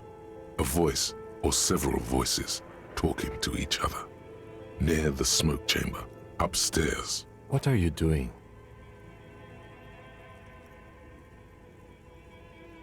I hear the murderer of the hanged man talking. Wait, really? You should investigate. See if someone's upstairs. Something breaks loose in you. A mighty bellow echoes throughout the chimney's depths. The chatter of tiny voices above suddenly cease. Then, you've awakened the entity. I summon the ghost of this doomed commercial area. Answer me, spirit. Hello? Did you say anything? I can't hear you. Please come upstairs. There's a safety curtain on the second floor. I'll open it. You hear a low rumble upstairs. The sound of a curtain being pulled aside. After you, officer. The voices are heard. Maybe it's the malignant entity. Plaisant said it lives in the chimney. You're right. The rooms do look like they're connected. But malignant entities don't exist. At least not the supernatural kind. Then what was the chatter you heard?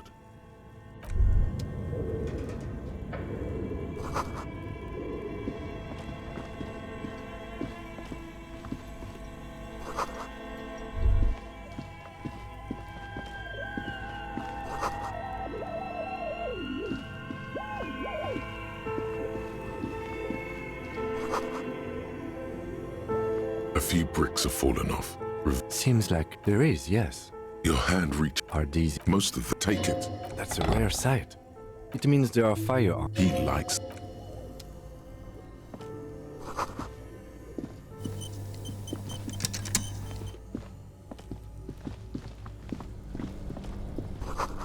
Was an ice cream maker. Still running. Shit, there's so much more here.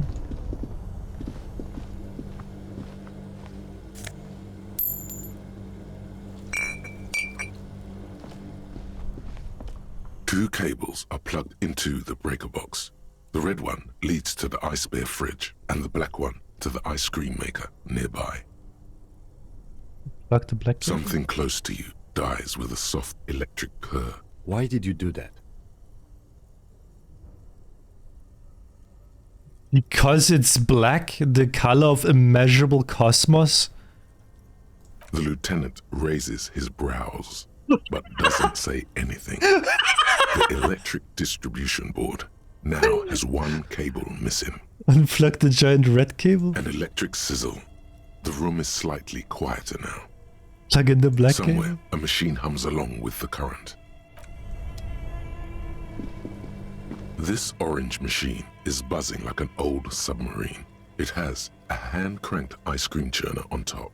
And the ice an electric freezer that crank. Turning the crank feels oddly satisfying, like stirring your childhood dreams. In the distance, you hear water dripping. It's all gone now. You'll never become a poet or an entrepreneur. What better to assuage the creeping sense of failure than some frozen fat and sugar? Got to crack open the You lid. slip your fingers under the frozen lid, but the ice is too cold for you to get a good grip. A pry bar would come in handy here. If you want to try again, then you need to have the pry bar in your hand, detective. Equip the pry bar by going to the tools.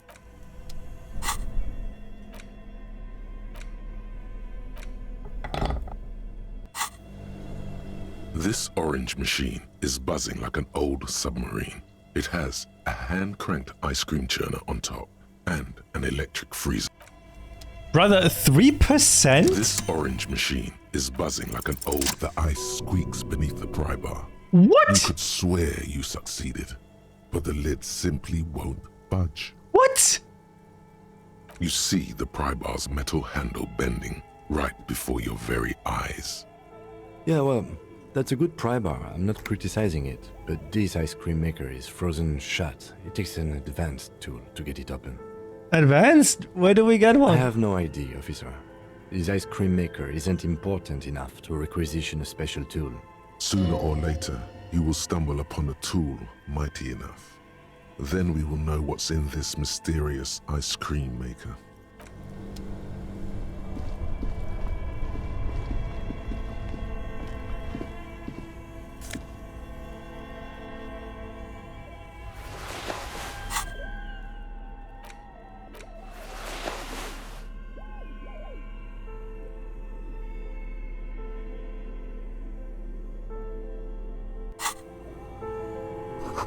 Intercom wires running into the breaker box. All around you, rain falls on the great city of Rivershore. Rain drips from the eaves and floods the gutters, washing the filth away. The spring thaw must be here. The snow is melting. Looking up at the sky, cold water dripping from your hat. What do I see? Grey sky like great battleships, clouds colliding with one another. Rain falls down on the world. How does it feel? Your shirt sticks to your chest. The shoulders of your disco blazer grow heavy. The cold finds its way in under your skin. You shiver, and the city shivers with you. You're not dressed for this weather. You should get an overcoat or a patrol cloak. Motherfucker. This rain will not let up anytime soon. You should get a raincoat. There's a freight to the east. They sell them there. An old call box with a matrix of push buttons. Wait, we need to go to the second floor.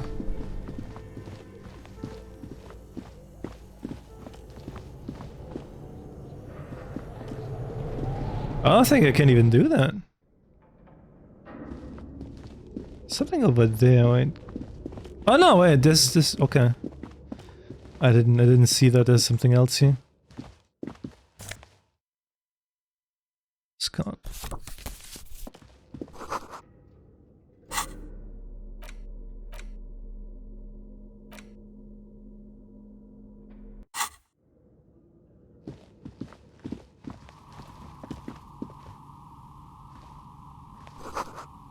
Trays full of dice, colorful polyhedral dice, hundreds of them. The candy dispenser has been repurposed to contain thousands of dice. Sure, what's the tip?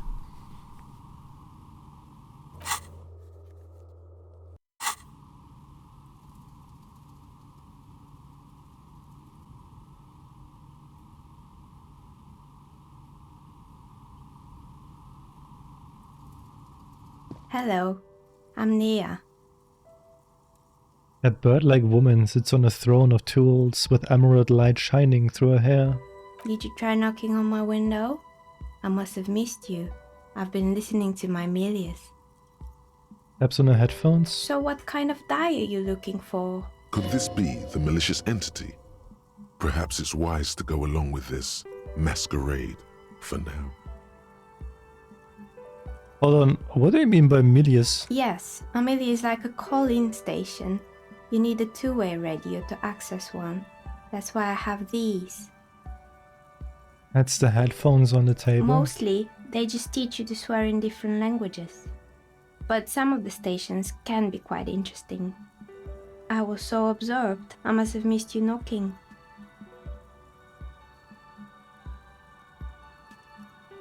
What? You must have been confused with someone else. I haven't knocked on your window. Then how did you get inside? By the south entrance? You know what? It doesn't even matter. What matters is that you're finally here. Let's talk dice. Did you have something specific in mind? Why are you asking me about dice? I'm a novelty dice maker. Tell me the name of your role-playing system and I'll make the die you need. That's why you're here, yes? As she speaks, her bone-like fingers fiddle with a ring. Her bones light, but her hands strong. Role-playing games? You know the one made by Fortress Accident. Does that count?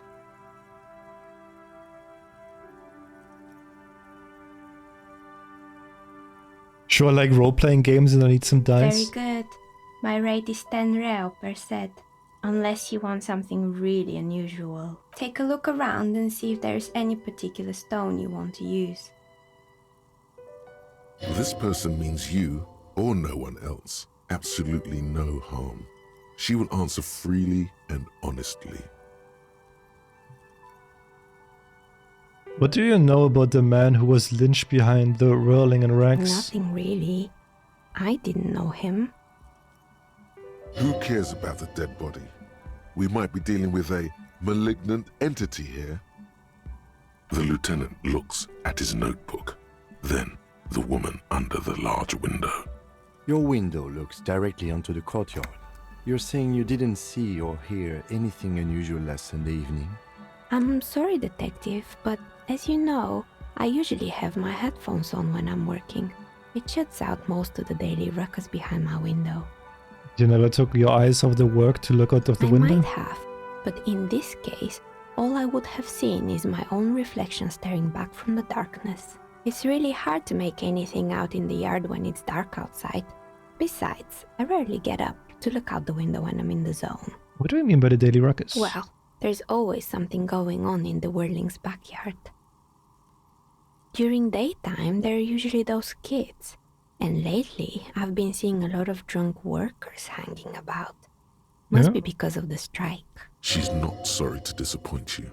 Informing on someone in a murder investigation would intrude upon her focused existence. But I never saw anyone during that fateful Sunday night, I'm afraid.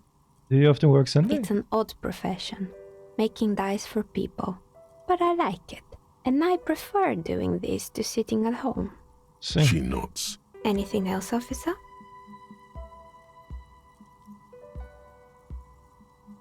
Where are we anyway? What is this place? We're inside the chimney of an old central furnace. It's strange, I know.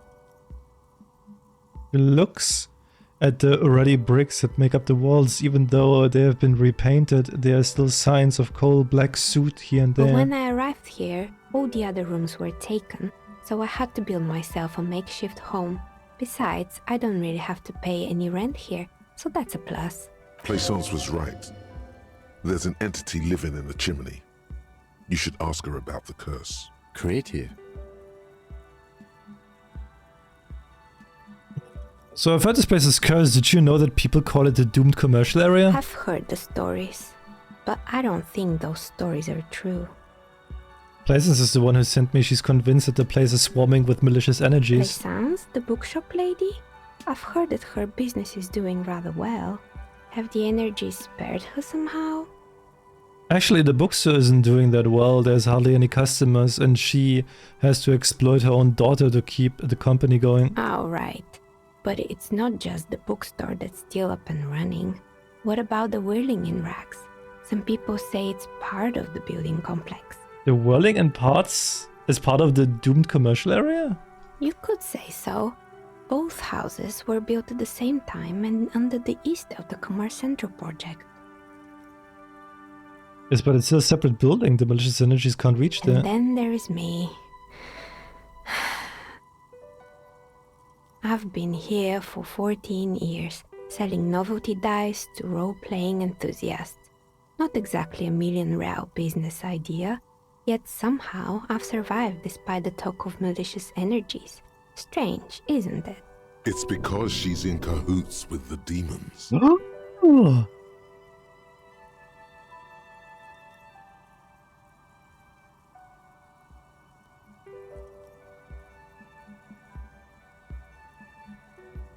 I'll be the first to admit there are many inconsistencies in this so-called I curse. was just about to ask, what do you think?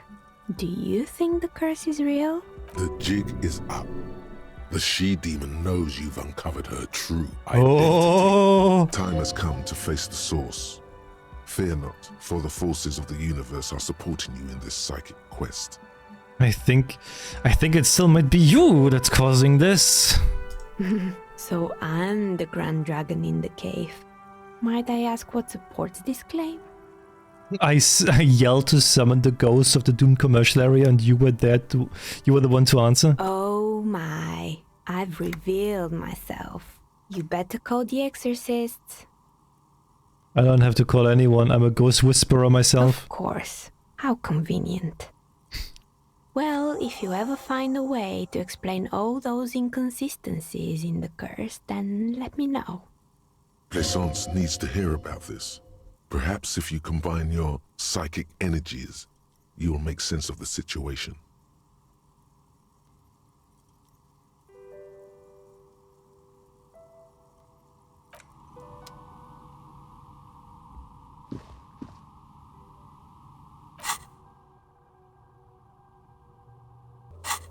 Oh, I got so many quests.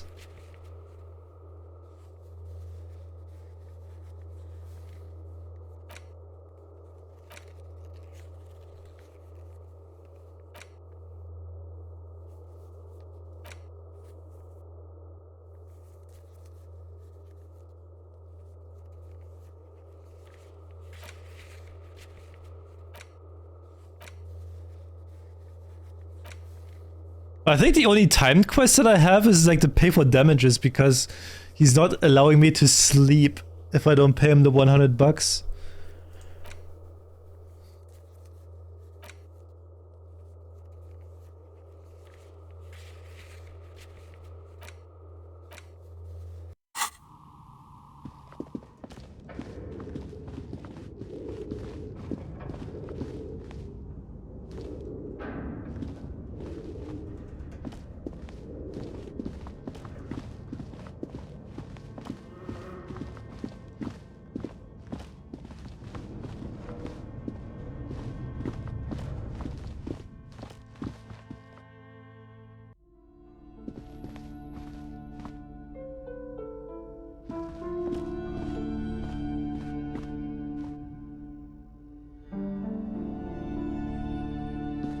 Can you not open this? Wow, okay.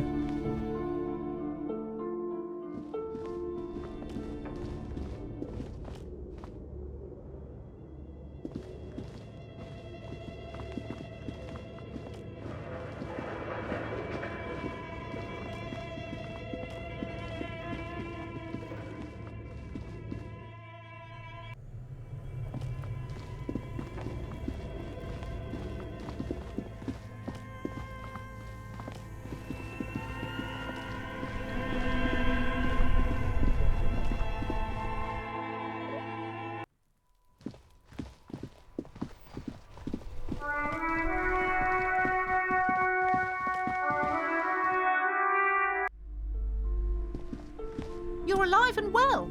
Don't keep me waiting now. What's in there? In that dark sarcophagus? The dark sarcophagus. Yes, yes. How was it? It was a charnel house of failed business enterprise leeching life energy from this bookstore. I knew it. Oh, such horrors that have been thrust upon us. But what else did you find? Did anything survive? No, of course not. Have you located the entity? I have talked to the entity you told me about. Her name is Nea and she's a novelty dice maker. A novelty dice maker? Well, spit it out. Why does she need the dice? For some kind of sorcery? Sometimes they use the ankle bones of sheep.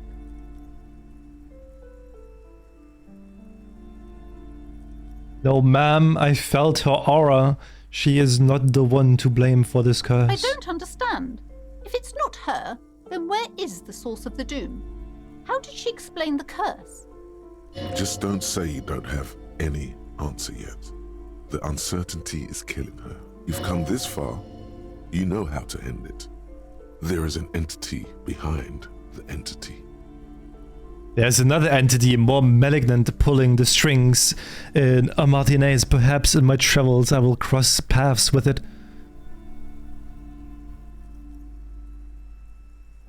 A third order presence, yes.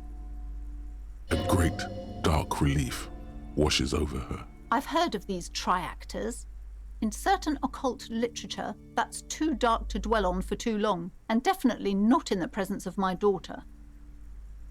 I understand everything, sir. Thank you for your descending into the maelstrom. I will keep fort up here, strengthen the wards, do my best. And if you happen upon the third entity in your travels, may the Lord be with you. She performs an egg-shaped cross on her chest. This has been absolutely educational. If we happen on the third presence in our travels, we will certainly come back to tell you. Yes. The venture continues. In other waters. Darker waters. Should we get out of here? Before the vortex collapses?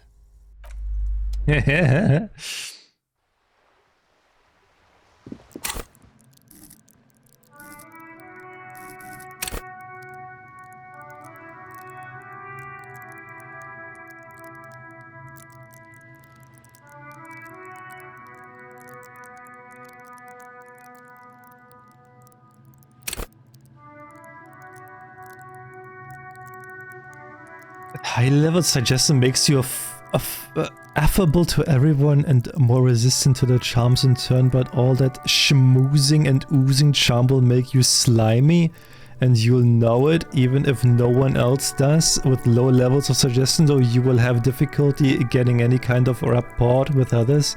You'll be alone both during the day and at night.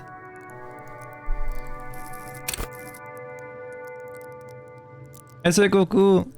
You'll have conversations with your clothing, conversations that may change the course of the investigation if you're not thrown in the loony bin first.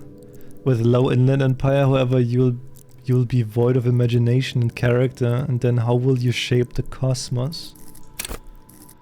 High levels of authority demands respect, even a perceived slight could send you into knee-breaking mode. With low authority, however, you are forever in awkward situation, like when you suffer psychological breakdowns after you yell at teenagers and they laugh at you.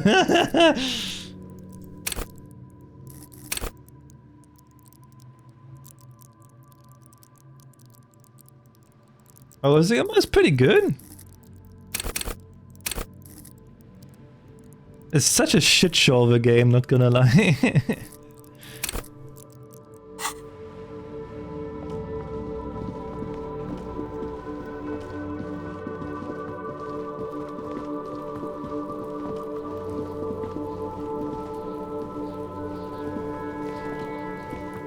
This trash container is locked.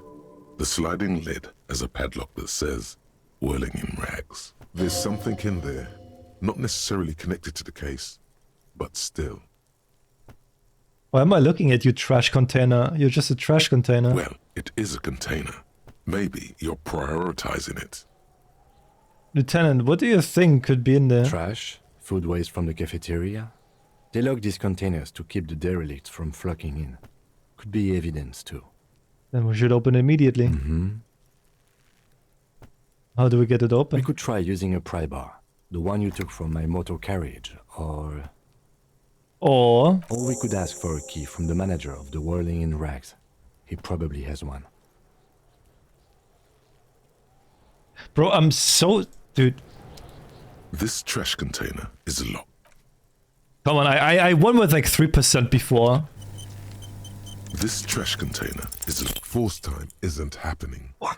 You've jammed the pry bar under the lid, but it just isn't bending. What is this? Your triceps ache for the metal to bend, but it resists. This calls for a potent curse to help break its resistance.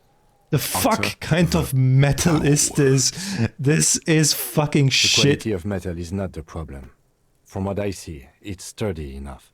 He's enjoying your little failure. He finds it amusing. Hang from the pry bar? Rage on your face. There's a creaking sound as the pry bar slips under the lid. You hang from it like a moron, huffing and puffing. Clearly the technique is wrong, but nothing else comes to mind. Oh, that's it. Let's ask the manager for the key. This is clearly not working.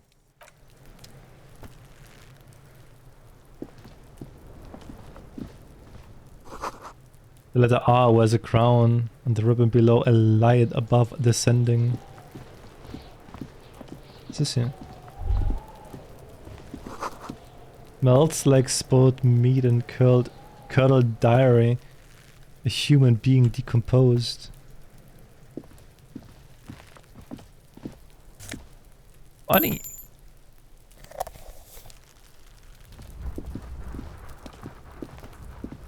There are several footprints in the mud, left by work boots. Anywhere from 6 to 12 pairs have walked here. Get an extra count? What do you think you are? A super detective? You're hungover. These are just dents in the mud. No pattern emerges for the time being. What kind of boots? Heavy workers' boots with reinforced toes and hobnails all over the yard.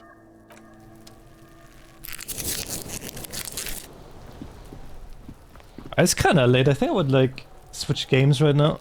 Oh, we can do more Disco Elysium tomorrow.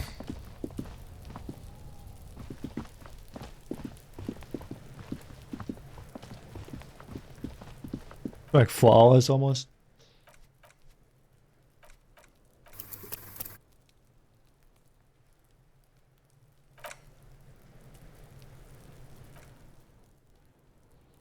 Ay. There's so much to take in this game. There's so much.